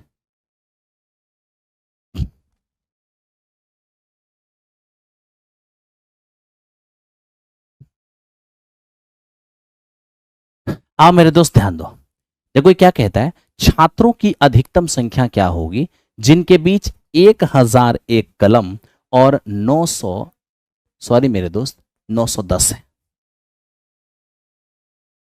देखिए, 910 पेंसिल को बांटा जाना है, ठीक है। अब आप यहां पर ध्यान से देखो, 1001 इतना पेन डिस्ट्रीब्यूट करना है और 910 इतना मेरे दोस्त हमारा पेंसिल डिस्ट्रीब्यूट करना है, ठीक है। अब हम आपसे जो पूछते हैं वो जवाब दीजिए मेरे दोस्त। देखो, ये जानते हो, कुछ छात्र हैं जिनके बीच इतना कलम बांटना है, इतना पेंसिल बांटना है। कुछ किताब हैं जिनको स्टेको में सजाना है, इतना फिजिक्स का किताब, इतना केमिस्ट्री का किताब, इतना मेरे दोस्त बायो का किताब है। 3 प्रकार का दूध है, cow milk, toned milk, double toned milk, है ना। ये मेरे कदम इतने, इसके कदम इतने, इसके कदम इतने। मेरे दोस्त मेरा कहना ये है, कहता है कि 3 प्रकार के फल हैं, केला के पेड़ हैं, आम के पेड़ हैं, अमरूद के पेड़ हैं। इनको इस प्रकार सजाना है कि प्रत्येक पंक्ति में समान पेड़ों की संख्या हो। बताओ कम से कम कितनी पंक्ति बनेगी, अधिक से अधिक कितनी पंक्ति बनेगी। तो मेरे दोस्त मेरा सवाल ये है कि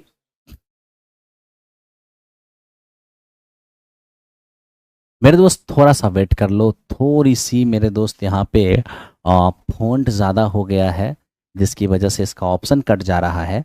और एलसीएम एचसीएफ जो है ना, चूंकि ये ऑप्शन से ही पढ़ाने की चीज़ है और मैक्सिमम क्वेश्चन हम ऑप्शन से ही सॉल्व करते हैं। हम नहीं, सभी लोग जितने भी मेंटर्स हैं, आप हैं, सब लोग प्रयास करते हैं, ठीक है। और बिल्कुल ऑप्शन से होना भी चाहिए क्योंकि ऑप्शन से सॉल्व करने वाला ये टॉपिक है, ठीक है। बहुत ज़्यादा ऑप्शन का यूज़ होता है इस टॉपिक के अंदर।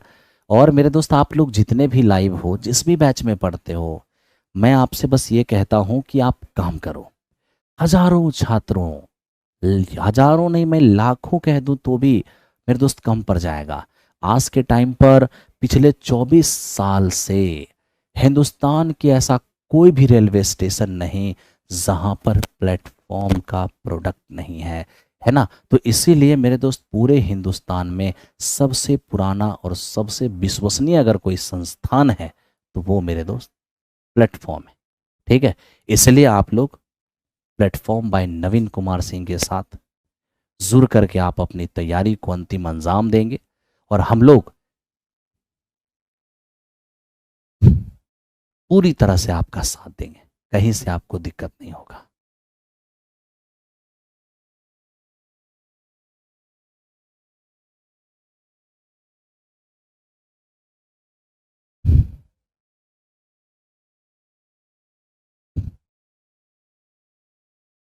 अब देखो एक और आ गया, अमरीश अंबानी ऑफिशियल नाम का लड़का।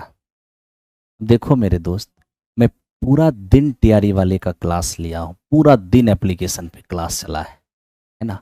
फिर भी तुम इस तरह की बातें कर रहे हो, अच्छा लग रहा है? इस तरह की बातें बिल्कुल भी अच्छा नहीं लगता।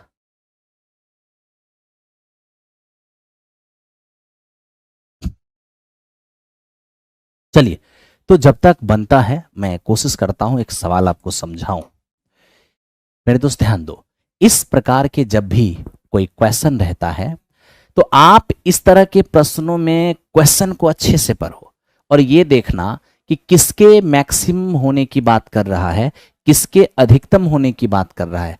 क्योंकि जिसके अधिकतम होने की बात करेगा एचसीएफ से डायरेक्ट वही आएगा, क्योंकि इस तरह के क्वेश्चन का जो कंसेप्ट है वो एचसीएफ वाली कंसेप्ट, यानी एचसीएफ ही इसके कंसेप्ट है। कहोगे वो कैसे? अब देखो, छात्रों की अधिकतम संख्या क्या होगी?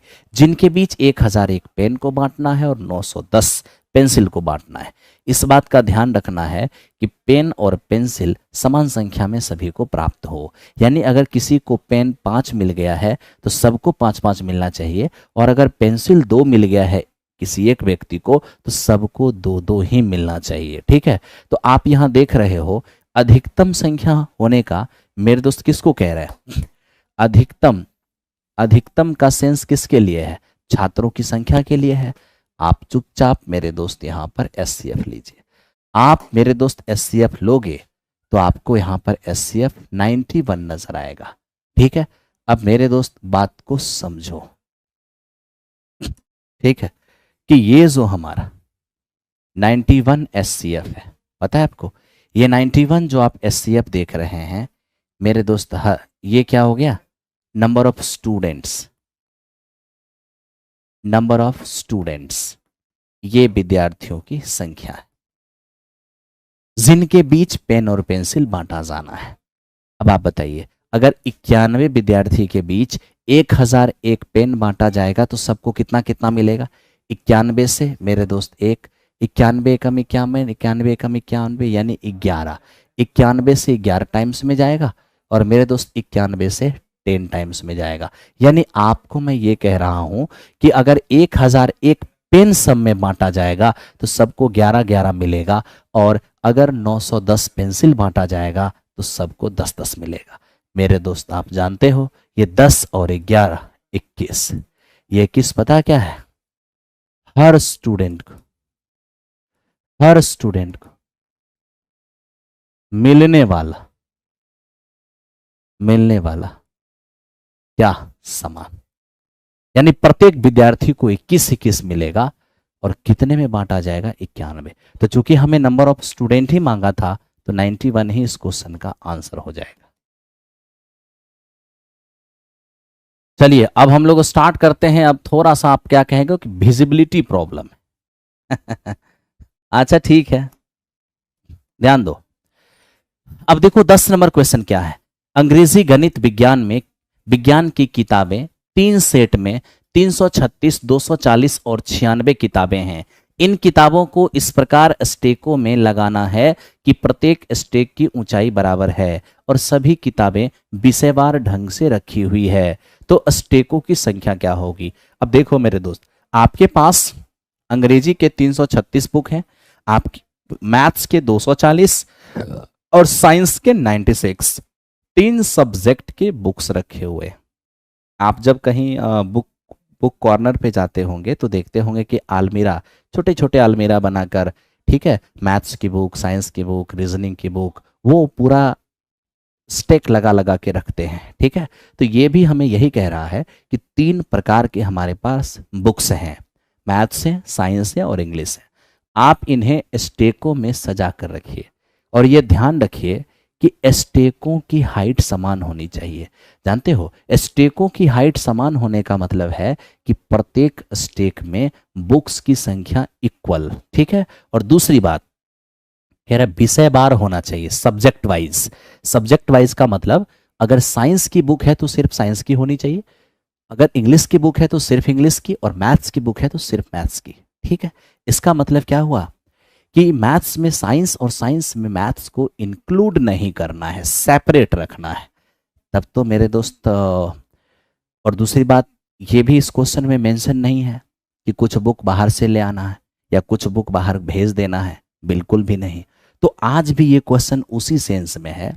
सबसे पहले हमें क्या करना होगा? एक नंबर सेलेक्ट करना होगा, एक नंबर, और वो नंबर ऐसा होगा जो लार्जेस्ट नंबर होगा, ठीक है, और ये तीनों को डिवाइड करने वाला होगा, क्योंकि अगर तीनों को डिवाइड नहीं करेगा तो फिर हमारे स्टेक में बुक्स की संख्या समान कैसे होगी? क्योंकि यहां पर सबसे पहले यही जजमेंट करना होता है कि स्टेक, प्रत्येक स्टेक में बुक्स कितने होंगे। तो प्रत्येक स्टेक में बुक्स कितने होंगे, इसके लिए आपको एचसीएफ लेना होगा। ठीक है, किसका? 336 का, ठीक है भाई, 240 का और 96 का। ओके, जल्दी से आप एचसीएफ लेंगे। एचसीएफ कैसे? किन्हीं दो नंबर के डिफरेंस से। आइए हम इन दोनों का डिफरेंस लेते हैं, जो नजदीकी हो उन्हीं का डिफरेंस लेना। ठीक है, तो किसका डिफरेंस ले लें? कौन नजदीकी ज्यादा है? 60 और 36, ये ज्यादा ठीक है। तो मेरे मित्र ये हमारा 96। तो मैं देख रहा हूं कि 96 के जो डिफरेंस आए हैं, आपको पता है ना कि दी गई संख्याओं का जो एचसीएफ होता है उन्हीं में से किन्हीं दो का अंतर होता है। तो किन्हीं दो का अंतर होता है या अंतर का कोई फैक्टर होता है। तो आज इन दोनों का अंतर 96 मेरे दोस्त इन्हें तो काट देगा, लेकिन 96 इसे नहीं काट पाएगा, इसलिए 96 एचसीएफ नहीं होगा। अगर 96 तीनों को काट देता तो वही एचसीएफ हो जाता। तो जब 96 नहीं होगा तो फिर क्या होगा? कुछ इसका फैक्टर ब्रेक करना होगा। फैक्टर ब्रेक करने का मतलब है कि 96 को आधा कर दो, 48। अब ये देखो 48 से ये कितनी बार में जाएगा? 7 बार में जाएगा। 48 से ये 5 बार में जाएगा। 48 से 2 बार में जाएगा, यानी 48 तीनों को विभाजित कर रहा है। तो मेरे दोस्त एचसीएफ हो गया 48। और जानते हो ये 48 क्या है? ये है number of books, number of books. ठीक है क्या है मेरे दोस्त? Number of books. ये किताबों की संख्या है, किसमें? प्रत्येक स्टेकों में। ठीक है, प्रत्येक स्टेकों में।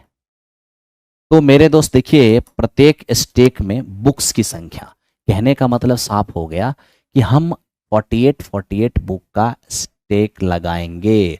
अब कितने स्टेक बनेंगे? स्टेक अब न काउंट करेंगे कितना स्टेक बनेगा, पहले तो हमें यही डिसाइड करना होगा कि प्रत्येक स्टेक में बुक कितने हैं। तो प्रत्येक स्टेक में बुक रहेंगे 48। अगर आप 48 बुक का स्टेक बनाओगे तो मेरे मित्र 336 बुक के कितने स्टेक बनेंगे? तो 48 से 336 में भाग दे दो, 7 स्टेक बनेंगे। 48 पचे 240, 5 स्टेक बनेंगे।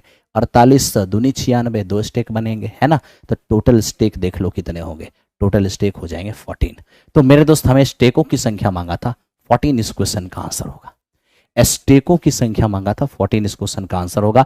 आप में से किसी ने भी अगर 48 लगाया होगा तो उसका गलत हो जाएगा।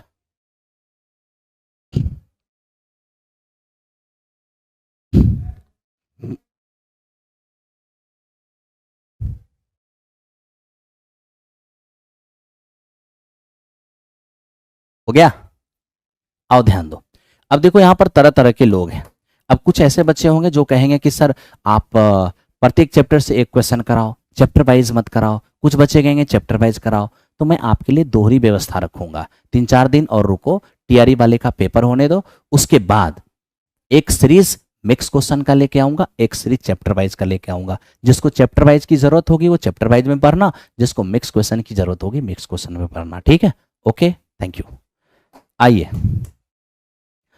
देखो, हमें कह रहे हैं कि मान लें कि x वह लिस्ट नंबर है जिसे जब 2000 में जोड़ा जाए, यानी x एक छोटी सी संख्या है जिसको 2000 में जब हम जोड़ देते हैं तो परिणामी संख्या इन सब से विभाज्य हो जाती है। तो बताइए x के अंकों का योग क्या होगा?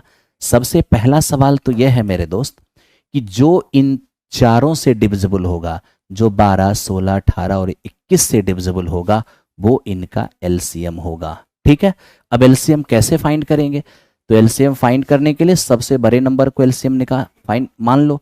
21 सबसे बड़ा है, 21 को एलसीएम मान लिए। अब कंपेयर कर लो। अब 18 देखो, ये 6 18, 21 7 21, तो 6 18, इस 7 21, तो 21 में 3 तो है लेकिन एक 6 नहीं है, तो 6 से गुना करना होगा। ठीक है, तभी तो 21 से भी कटेगा और 18 से भी कटेगा। अब कंपैरिजन मेरे दोस्त हम 16 का करते हैं। ये 8 दूनी 16 है। अब 21 में 2 है नहीं, 6 में 2 है, तो 2 तिया 6, एक ही 2 है। अब 16 में 4 गो 2 है, 4 पीस 2 है ना, लेकिन यहाँ पर एक ही पीस 2 है। इसका मतलब क्या हुआ? तो मेरे दोस्त 8 दूनी 16 और यहाँ 3 दूनी 6, 1 2 तो है लेकिन 3 2 नहीं है, यानी 8 से गुणा करना होगा। अब 12 से कंपेयर करो, तो 12 12 क्या होता है, 6 दूनी 12, तो 6 भी है, 8 में 2 भी है। तो ज़्यादा आपको परेशान नहीं होना है। ये मेरे दोस्त हमारा हो जाएगा 1008। बाकी आपको एलसीएम जैसे निकालना होता होगा आप वैसे निकालना, कोई दिक्कत नहीं है।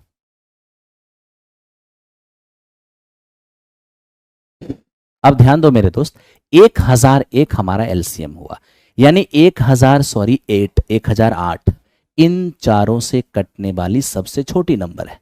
जबकि हमें क्वेश्चन क्या कहा, x वो छोटी सी नंबर है जिसको 2000 में जोड़ें तो इनसे कटे। तो मेरे दोस्त मुझे इन सब से कटने वाली नंबर चाहिए, लेकिन 2000 से जस्ट बड़ा चाहिए। तो अगर 2000 से जस्ट बड़ा चाहिए तो इसी को डबल कर दो। जैसे ही डबल करोगे तो मेरे मित्र क्या होगा, 2016। ठीक है, यानी कि 2000 से जस्ट बड़ा, 2000 से जस्ट बड़ा वो नंबर है 2016, जो 12, 16, 18 और 21 से डिविजिबल हो जाए। यानी हमें स्पष्ट हो गया कि वो 2000 में जिस नंबर को जोड़ने की बात कर रहा था, ठीक है, x को जोड़ने की बात कर रहा था, वो x कुछ और नहीं मेरे दोस्त, x वो कुछ और नहीं, ये 16 ही था। ठीक है, x कुछ और नहीं, ये 16 ही था।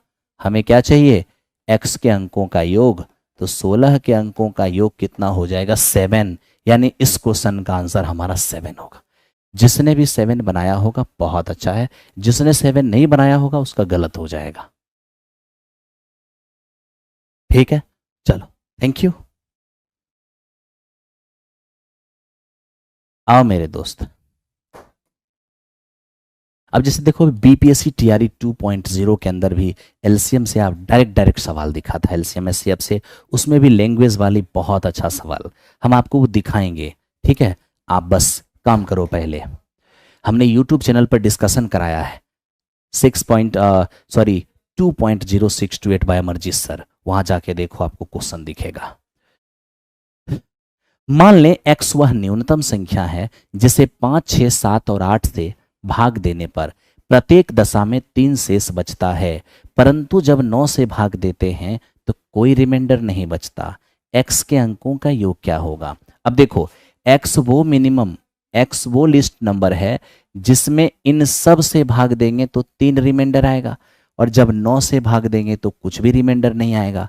तो भाई अगर x में हमने 9 से जब डिवाइड किया, ठीक है, तो कुछ भी रिमाइंडर नहीं बचा। इसका मतलब है x में जब हम 9 से भाग दिए तो कुछ भी रिमाइंडर नहीं बचा। इसका मतलब x जो है वो 9 से डिविजिबल है, x जो है वो 9 से डिविजिबल है। ठीक है, और आपको ये पता होना चाहिए कि जो नंबर 9 से कटेगा ना उसके अंकों का योग भी 9 से कटेगा। तो चूंकि x 9 से कट रही है तो x के अंकों का योग भी 9 से कटेगा। तो देखो x के अंकों का योग ही मांगा है, तो क्या इसमें है कोई x का सम ऑफ डिजिट जो 9 से कटने वाली है। बिल्कुल है, सम ऑफ डिजिट हमें 18 जो दिख रहा है वो 9 से डिविजिबल है। तो इस क्वेश्चन का आंसर 18 होगा, x के अंकों का योग 18 होगा। बिना बनाए सॉल्व कर लिया आपने। लेकिन अगर मैं मेरे दोस्त इसको मेथड से बनाना चाहूंगा तो कैसे बनाऊंगा वो देखो, 5 से, 6 से, 7 से और मेरे दोस्त 8 से। ठीक है, 5, 6, 7 और 8 से मेरे मित्र इन चारों नंबर से भाग दूंगा तो 3 रिमाइंडर आएगा, यानी वो नंबर इन चारों के एलसीएम से कितना ज्यादा होगा, 3 ज्यादा होगा। कितना ज्यादा होगा, 3 ज्यादा होगा। अब जल्दी से एलसीएम लीजिए, एलसीएम लीजिएगा मेरे दोस्त।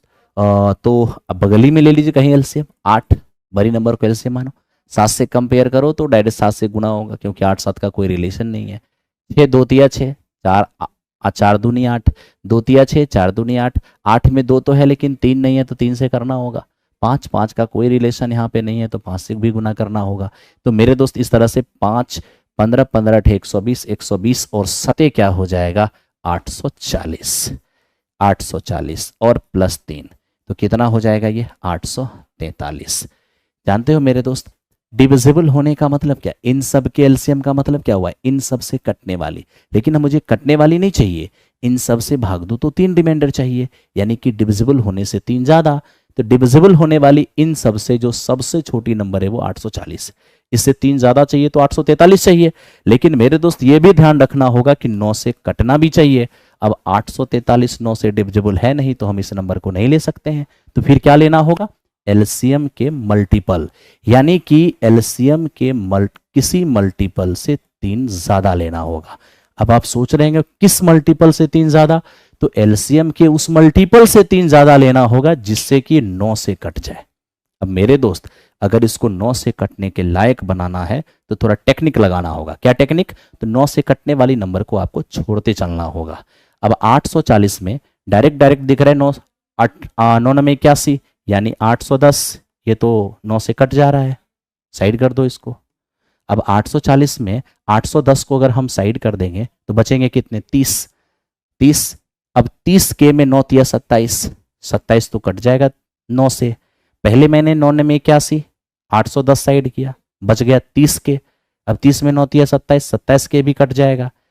तो अब कितने बचेंगे, तो अब केवल और केवल 3 के बचेंगे। आप जोड़ के देख लो, 840 हो जाएगा। तो ये 9 से कट रहा है, ये भी 9 से कट रहा है, बस इसे 9 से कटने के लायक बनाना है। तो 3 के और प्लस में 3 भी तो है। आप कहोगे हाँ सर, तो यहीं से मेरे दोस्त आपको दिख जाएगा कि के का मान अगर हम 2 रख देते हैं, ठीक है, तो 3 दूनी 6 3 9, बिल्कुल 9 से ये भी कट जाएगा। ठीक है, इसका मतलब इससे स्पष्ट हो गया कि के के दूसरे मान पर ये 9 से कट जाएगा। तो आइए के का वो दूसरा मान रखिए, तो 840 गुने 2 और प्लस 3, तो ये हो जाएगा हमारा 1680। अब प्लस 3 1683। जानते हो x का यही वो मान है, x का यही वो मान है जिसमें इन तीनों से भाग देंगे, सॉरी चारों से, तो 3 रिमाइंडर आएगा, लेकिन 9 से भाग देंगे तो पूरा पूरा डिवाइड हो जाएगा। तो क्या मुझे x का मान मांगा था, नहीं, x के अंकों का योग। अब 1683 है, अगर हमें सम ऑफ डिजिट निकालना है तो ये 7 और 8 15, 15 3 18, 18 इस क्वेश्चन का आंसर हो गया। ठीक है, 18 इस क्वेश्चन का आंसर हो गया। आई होप कि आपको समझ में आया होगा। मेरे दोस्त एकदम अच्छे से काम करो और बहुत मजे से आप देखो। हो गया होगा, चलो थैंक यू। हो गया मेरे भाई ये, ओके। आ जाओ आप यहां पर। अब देखो ये क्या है, देखो ये हमें कह रहा है कि 2 संख्याओं का मासा और लौसा इतना इतना है। पहली संख्या में 2 से भाग देंगे तो भागफल 44 आएगा, दूसरी संख्या क्या होगा, पीछे मैं बता चुका हूं। इस क्वेश्चन का आंसर 132, इसलिए मैं यहां पर डिस्कस नहीं कर रहा हूं। ठीक है, अब आगे बढ़ो। अभी अभी जो आपने सवाल किया था एकदम सिमिलरली वैसा ही सवाल है, लेकिन वहां क्या था, सम ऑफ डिजिट मांगा था और यहां डायरेक्ट नंबर मांगा है, तो हम यहां ऑप्शन से भी कर सकते हैं। ठीक है, आइए देखते हैं क्या है। वह लिस्ट नंबर बताइए, वह सबसे छोटी नंबर बताइए जिसमें 16 12 20 और 25 से भाग दें तो प्रत्येक दशा में 4 रिमाइंडर आएगा, लेकिन जब हम 7 से डिवाइड करें तो कुछ भी रिमाइंडर नहीं आए। अब 7 से डिवाइड करने पर कुछ भी रिमाइंडर नहीं आएगा, इसका मतलब वो नंबर 7 से डिविजिबल होगा। आपके पास टाइम है तो आप चेक कर लीजिए कि 7 से डिविजिबल कौन है।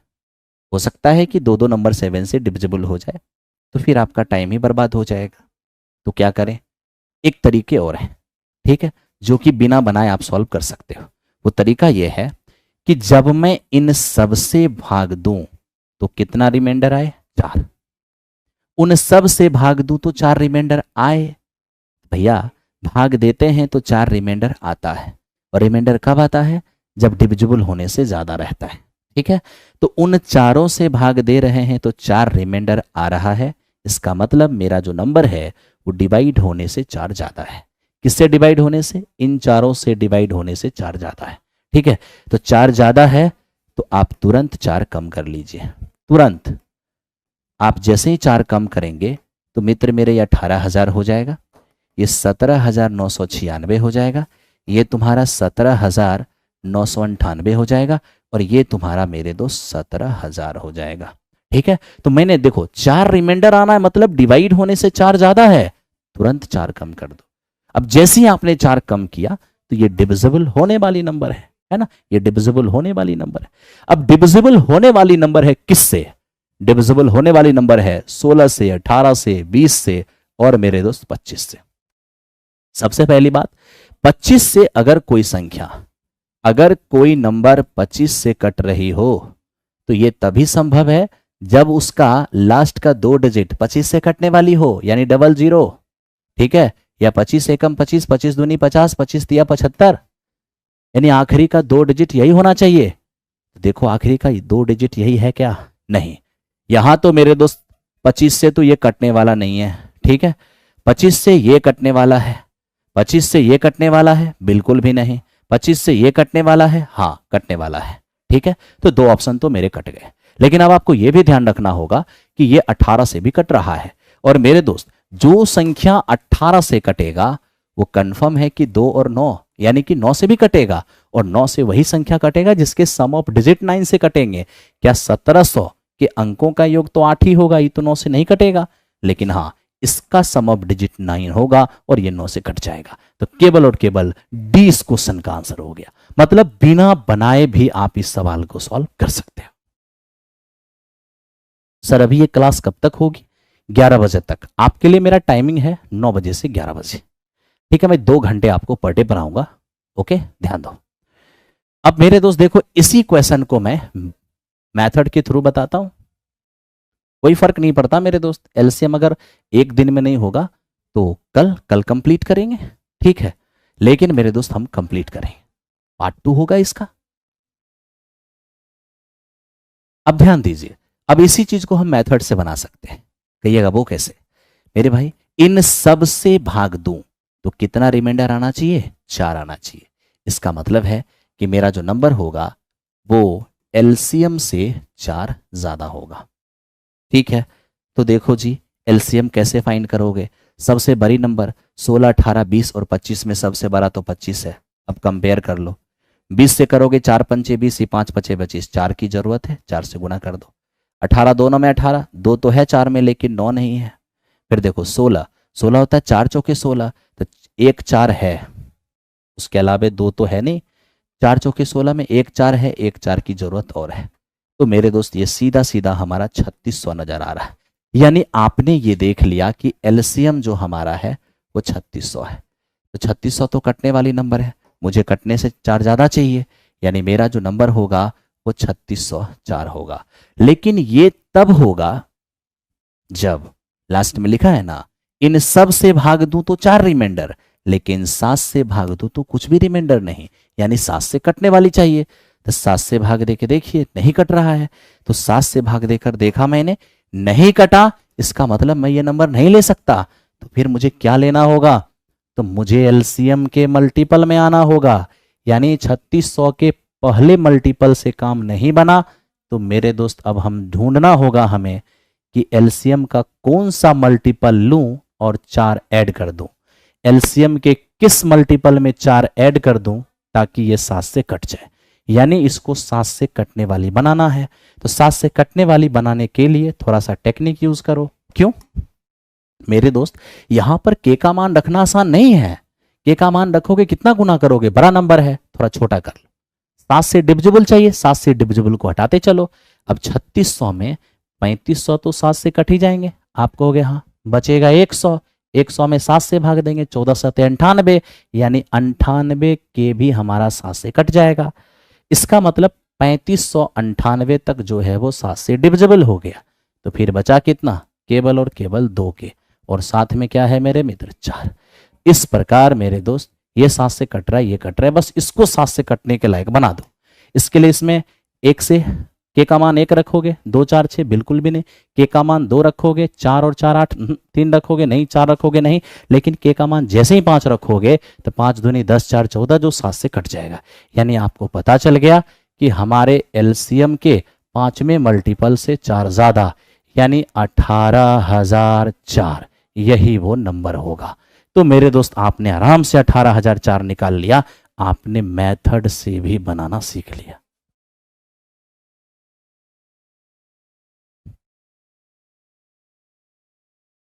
पढ़ते पढ़ते अब दिमाग हैंग कर रहा है।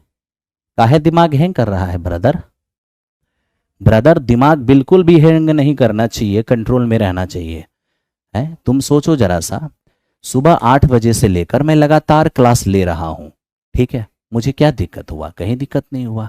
ओके, आओ देखो, देखो ये क्या कह रहा है कि मान लिया जाए 6 अंकों की वह न्यूनतम संख्या n है, यानी 6 डिजिट का जो लिस्ट नंबर है वो n है, जिसमें जब हम इन चारों नंबर से भाग देते हैं तो प्रत्येक दशा में 2 रिमाइंडर आता है। तो n के अंकों का योग क्या होगा? ठीक है, सबसे पहली बात, ये जो सम ऑफ डिजिट वगैरह मांगता है ना, तो मेरे दोस्त वहां पे थोड़ा अलर्ट रहना पड़ता है। ठीक है, अब आप यहां पर समझो ऐसे, 6 डिजिट, अगर 6 डिजिट का आपको लिस्ट नंबर लिखना है, लिस्ट नंबर यानी सबसे छोटी संख्या, तो 6 डिजिट का लिस्ट नंबर क्या होगा? 1 पर 5 जीरो होंगे। तो हमें क्या करना है? हमें इसके करीब जाना है और इसके करीब एक ऐसा नंबर ढूंढना है जो मेरे दोस्त जिसमें इन सब से भाग दे तो 2 रिमाइंडर आए। सबसे पहली बात आप ये सुनो, वो नंबर भूल जाओ, ये सब चीज मेरे दोस्त भूल जाओ। बस आप इतना पढ़ो कि इन सब से भाग दें तो 2 रिमाइंडर आए। वो नंबर क्या होगा? भाग लगने वाली नंबर से 2 ज्यादा होगा। किससे भाग लगने वाली? इन चारों से भाग लगने वाले। इन चारों से भाग लगने वाली जो नंबर है वो इन चारों का एलसीएम मेरे दोस्त 60। ठीक है, 60। तो 60 तो हो गया इन चारों से कटने वाली, हमें इससे 2 ज्यादा चाहिए, यानी मेरे दोस्त 62। लेकिन 62 अगर हम लेते हैं तो क्या मेरे दोस्त वो 6 डिजिट के 6 अंकों की न्यूनतम संख्या के करीब है क्या? नहीं ना, इसका मतलब हम ये नहीं ले सकते। अब आप वो नहीं ले सकते हो, इसका मतलब है कि आपको एलसीएम के मल्टीपल में बढ़ना होगा। यानी आपको सबसे पहले, अरे 2 तो कभी भी जोड़ लेंगे रिमाइंडर बचने के लिए, हमें वहां पहुंचना है कहां? 6 अंकों की सबसे छोटी संख्या के पास। अब 6 अंकों की सबसे छोटी संख्या के पास एक ऐसी नंबर ढूंढना है जो इन सब से कटे, और जो इन सब से कटेगा वो इनके एलसीएम 60 से भी कटेगा, है ना? तो हम तुरंत क्या करेंगे? 60 से मेरे दोस्त इसमें डिवाइड करेंगे। अब जैसे हम 60 से डिवाइड करते हैं ना, ठीक है, तो मेरे दोस्त देखो यहां पे क्या होगा? 60। तो आप यहां से देखोगे मेरे दोस्त 40 आएंगे। 6 6 36, आप फिर से देखोगे 40 आएगा। फिर 6 6 36, आप मेरे दोस्त फिर से देखोगे कि 40 आएगा। कितने जीरो आ गए? एक यहां पर आए, एक यहां पर आए, और अब एक और तैयार है, बट कोई फायदा नहीं है मेरे दोस्त आपका। हाँ बिल्कुल 40 आना ही आना है, ये 40 आपको रिमाइंडर बचना है। ठीक है, लेकिन आपको डिविजिबल होने वाली चाहिए। तो मेरे भाई 6 अंकों की सबसे छोटी संख्या ऐसा चाहिए जो 60 से डिविजिबल हो, है ना? अब सवाल यह है कि जब हम 6 अंकों की सबसे छोटी संख्या में 60 से भाग दे रहे हैं तो ये रिमाइंडर आ रहा है, मुझे डिविजिबल होने वाली चाहिए, रिमाइंडर आ रहा है, तो क्या करें? डिविजिबल वाली बनाने के लिए आपके पास 2 ऑप्शन है, या तो आप रिमाइंडर, रिमाइंडर मतलब कचरा, या तो आप कचरा को इसमें से हटा दो। तो जैसे ही आप 40 को इसमें से हटाओगे ना, 40 घटाते ही ये 6 अंकों वाली नहीं 5 अंकों वाली हो जाएगी। इसका मतलब ये हो गया कि यहाँ पर पीछे जाने का कोई स्कोप नहीं है। तो मेरे मित्र घटा नहीं सकते हैं तो जोड़ तो सकते ही हैं। तो क्या जोड़ना है? इतना जोड़ना है कि कचरा जो है वो काम के लायक हो जाए। तो देखो, हमें 60 से डिविजिबल चाहिए ना, तो 40 में क्या जोड़ दें कि 60 से कट जाएगा? तो कम से कम आपको 20 जोड़ना होगा, ताकि 60 से 60 कट जाएगा। अब इसमें 20 जोड़ने का मतलब है इसमें 20 जोड़ना। ठीक है, आप जैसे ही 20 जोड़ोगे तो मेरे मित्र ये क्या हो जाएंगे हमारे? तो यहां पर आप देखोगे 1,20,000 हो गया। अब 1,20,000 मित्र ये वो नंबर है जो डिविजिबल होने वाली है, लेकिन मुझे डिविजिबल होने वाली नहीं चाहिए, मुझे डिविजिबल होने वाली नहीं चाहिए, मुझे 2 रिमाइंडर चाहिए। इसलिए हम 2 मेरे दोस्त इसमें ऐड कर रहे हैं। आप जैसे ही 2 ऐड करोगे तो मेरे दोस्त ये 1,22,000 हो जाएगा, 1,22,000 हो जाएगा। ठीक है, आपको क्या चाहिए?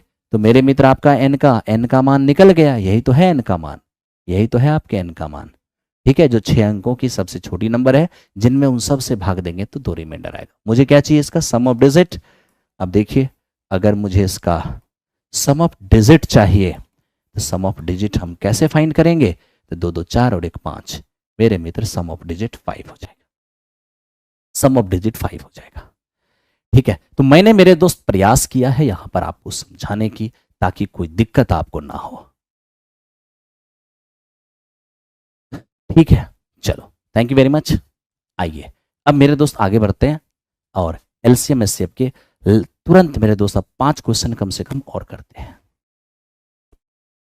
ध्यान दो, ये क्या है, कह रहा है कि एक आयताकार आंगन जिनकी लंबाई 3.78 मीटर और चौड़ाई 5.25 मीटर, एक समान आकार की वर्गाकार टाइल्स को उसमें लगाया जाना है, तो ऐसी टाइल्स की अधिकतम आकार क्या होगी। अब देखो मेरे दोस्त, आप ये देखोगे टाइल्स का डायमेंशन 3.78 एंड 5.25 है, ठीक है। अब अपने पास एक आयताकार आंगन है और मेरे दोस्त इस आंगन की डायमेंशन क्या है, समझो। अगर इस आंगन की डायमेंशन की बात करेंगे, आप उसको सेमी में बदल दो क्योंकि ऑप्शन सेमी में है, तो मेरे दोस्त एक हो जाएगा आपका 550 सेमी और एक मेरे दोस्त हो जाएगा 378 सेमी, ठीक है। हमें कह रहा है कि टाइल्स की वो साइज बताओ, मतलब एक टाइल्स की आप साइज बताओ जिसको जब इसके अंदर लगाया जाएगा तो ये लंबाई को भी पूरा पूरा एडजस्ट कर लेगा और चौड़ाई को भी पूरा पूरा एडजस्ट कर लेगा, यानी कुछ भी बचेगा नहीं, ना टाइल्स को काटना पड़ेगा और ना ही टाइल्स बाहर से मंगाना पड़ेगा। तो जानते हैं हमें एक ऐसी साइड यहाँ पर डिसाइड करना होगा जो कि इस पर भी पूरा पूरा एडजस्ट हो जाए और इस पर भी पूरा पूरा एडजस्ट हो जाए। पूरा पूरा एडजस्ट करने का मतलब ये है कि 15, 20, 25 मतलब टाइल्सों की संख्या जो है वो इंटीजर में लगे, दशमलव में नहीं। 4.25 गो टाइल्स, 10.5 गो टाइल्स, ऐसा नहीं, 10 टाइल्स या 11 टाइल्स। तो अगर टाइल्स की संख्या इंटीजर में होना है, इसका मतलब टाइल्स का जो साइज होगा ना वो ऐसा साइज होगा जो 525 को भी पूरा पूरा डिवाइड करेगा और 378 को भी पूरा पूरा डिवाइड करेगा, क्योंकि जब तक इन दोनों को पूरा पूरा डिवाइड नहीं करेगा तब तक टाइल्स की संख्या इंटीजर में नहीं होगी, चाहे वो लंबाई पर चाहे वो चौड़ाई पर, ठीक है। तो यहां पर मेरे दोस्त वो नंबर जो इन दोनों को डिवाइड करने वाला होगा वो कुछ और नहीं, इन दोनों का एचसीएफ होगा, ठीक है। अब इन दोनों का एचसीएफ होगा, क्योंकि ऑप्शन अवेलेबल है तो ऑप्शन का प्रयोग कर सकते हो, ठीक है। तो मेरे दोस्त पहले 14 का ही यूज कर लेते हैं, ठीक है। तो हम ये देख रहे हैं 14 से, यानी एक इवन नंबर से एक ऑड नंबर तो नहीं कटेगा, ये तो मेरा नहीं जाएगा। इसके बाद हमारे पास 21 बचता है, 21 से मेरे दोस्त एक बार 16 168 8 बार में 21 दूनी 42 21 पंचे बिल्कुल। तो ये मेरे दोस्त हमारा 21 सेमी, यही आपके इस टाइल्स की साइज है। तो मेरे दोस्त हमारा आंसर 21 चला गया, ठीक है। अगर ऑप्शन में ये नहीं होता तो एचसीएफ निकालना पड़ता, तो 21 क्या होता, इस टाइल्स की साइज होता। और ये टाइल्स है कैसा, वर्गाकार टाइल्स है, जानते हो मेरे दोस्त। इसी में एक क्वेश्चन और, सिर्फ टाइल्स का साइज निकालने के लिए ही नहीं, आपसे इसी में मेरे दोस्त आप एक सवाल पूछा जा सकता है, टाइल्स की संख्या, कितना टाइल्स लगेगा। तो अगर टाइल्स की संख्या पूछ लेगा तो आप एक काम करना, जहां टाइल्स लगाना है उसकी एरिया ऊपर लिखना, टाइल्स लगाना है आयत में और इस आयत का एरिया लंबाई गुने चौड़ाई हो जाएगा, यानी 525 सेमी और गुने 378 सेमी। यहां पर हमें टाइल्स लगाना है, तो जिस एरिया पे टाइल्स लगाना है वो एरिया ऊपर और एक टाइल्स का एरिया नीचे। टाइल्स है वर्गाकार तो टाइल्स का एरिया हो जाएगा 21 और गुने 21। तो मेरे दोस्त हम यहाँ पर, अरे भैया पर का क्षेत्रफल भुजा स्क्वायर ही होता है, सेमी से सेमी गया, सेमी से सेमी चला गया, 21 एकम 21 21 8 और 21 से मेरे दोस्त ये 21 दूनी 42 21 पंच 25 को 18 से गुणा करेंगे, 18 पचे 90, 18 दूनी 36, 36 और 9 कितना होगा 45, यानी मेरे दोस्त 450 टाइल्स लगेगा, 450 टाइल्स लगेगा, ठीक है। ये हमारा 450 टाइल्स हो जाएगा, हो गया। चलो थैंक यू। आओ मेरे दोस्त, अब ये क्वेश्चन हो चुका है, अब यहां से हम आगे चलते हैं। अब इसको देखना मेरे दोस्त, ये क्या है, दो आयताकार भूखंड का क्षेत्रफल 400 मेरे दोस्त 56 वर्ग मीटर और 1032 वर्ग मीटर, दोनों भूखंडों में समान और अधिकतम क्षेत्रफल की कई क्यारियां हैं। मतलब मैक्सिमम एरिया वाला इक्वल इक्वल क्यारियों में बटा हुआ है ये दोनों खेत। हमें कहता है कि प्रत्येक क्यारी की लंबाई 8 मीटर हो, तो बताइए उसकी चौड़ाई क्या होगी। मित्र मेरे, अब मैं आपसे एक बात पूछता हूं, तुम्हारे पास दो खेत हैं, एक खेत यहां है और मेरे दोस्त एक खेत तुम्हारा ये है। एक खेत का एरिया 1032 है, एक खेत का एरिया 1032 है और एक खेत की एरिया 456। हमें ये कहा गया है इन दोनों ही खेतों को क्यारियों में बांटा गया है। इस तरीके से होता नहीं है, गांव घर में देखता होगा, जब गेहूं का खेती होता है तो इस तरह से मेरे दोस्त क्यारियां बनाया जाता है, इस तरीके से, हाँ या ना, बनाया जाता है। तो हमें ये कहा गया है कि इस खेत के अंदर, मेरे मित्र, अभी तो मैंने एक एग्जैक्ट संख्या में बना दिया है, बट ये एग्जैक्ट संख्या में हमें कैसे पता चलेगा बोर्ड पर, ठीक है। तो मेरे दोस्त आपको यही समझना है कि ऐसी क्यारियां इसमें भी बना है और ऐसी ही क्यारियां इसमें भी बना है, ठीक है। तो और कह क्या दिया है कि दोनों खेत में समान क्षेत्रफल, मतलब इक्वल एरिया में मैक्सिमम साइज का क्यारी बनाया हुआ है, जितना बनाया जाना संभव था। कहने का मतलब यह है कि ऐसा थोड़ी ना कि एक क्यारी बहुत बड़ा बना दिए उसके बाद छोटा छोटा बना दिए, जी नहीं। इक्वल साइज के क्यारियों से ये पूरा पूरा क्या है, डिजाइन किया हुआ है। तो मेरा सवाल यह है कि क्या ऐसा भी होगा कि कोई क्यारी छोटा भी होगा? जी नहीं, बिल्कुल नहीं। वो क्या किया होगा, इसके पूरे एरिया को इक्वल पार्ट में डिवाइड करके और इसके पूरे एरिया को इक्वल पार्ट में डिवाइड करके क्यारी बनाया होगा। और आज संजोग की बात है कि इसका प्रत्येक क्यारी इसके प्रत्येक क्यारी के इक्वल है, ठीक है। इसका जो प्रत्येक क्यारी का साइज है इसके प्रत्येक क्यारी के साइज के इक्वल है, ठीक है भाई। तब तो हम यही कहेंगे कि ये दोनों का साइज अगर इक्वल है और बड़ा से बड़ा है, इसका मतलब है कि वो बड़ी सी बड़ी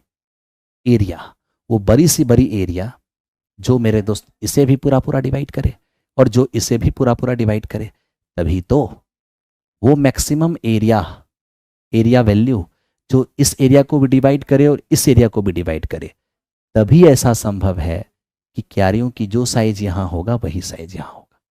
जब दोनों जगह पे सेम साइज है और दोनों ही इसको पूरा पूरा डिवाइड करेगा, तभी तो क्यारियों की संख्या इंटीजर में होगा। आप कहोगे हाँ सर। तो यहां पर मेरे दोस्त प्रत्येक क्यारी का साइज निकालने के लिए, प्रत्येक क्यारी का एरिया निकालने के लिए आपको एचसीएफ निकालना होगा, यानी एक ऐसा नंबर जो इस एरिया को पूरा पूरा डिवाइड करे, जो इस एरिया को पूरा पूरा डिवाइड करे। तो मेरे दोस्त वो 1032 और 456 का एचसीएफ होगा। आप एचसीएफ निकाल के देखिए मेरे दोस्त, आपको 24 मीटर स्क्वायर नजर आएगा, 24 मीटर स्क्वायर नजर आएगा, ठीक है। और आप जानते हो ये दोनों ही क्यारी की लंबाई दिया हुआ है, क्या लंबाई है 8 मीटर, क्यारी की लंबाई 8 मीटर, जानते हो। अगर क्यारी की लंबाई 8 मीटर है और चौड़ाई मांग रहा है, इसका मतलब क्यारी बनाया था आयताकार, बिल्कुल। और हम जान चुके हैं कि इस क्यारी का एरिया है 24 मीटर स्क्वायर। चूंकि ये क्यारी आयताकार है तो ये L इंटू बी हो जाएगा। L हमारे पास 8 है, B हमें नहीं मालूम है, तो मेरे दोस्त B हमारा हो जाएगा 3 मीटर स्क्वायर। केवल 3 मीटर स्क्वायर में। बहुत ही बेहतरीन क्वेश्चन, बहुत ही बेहतरीन।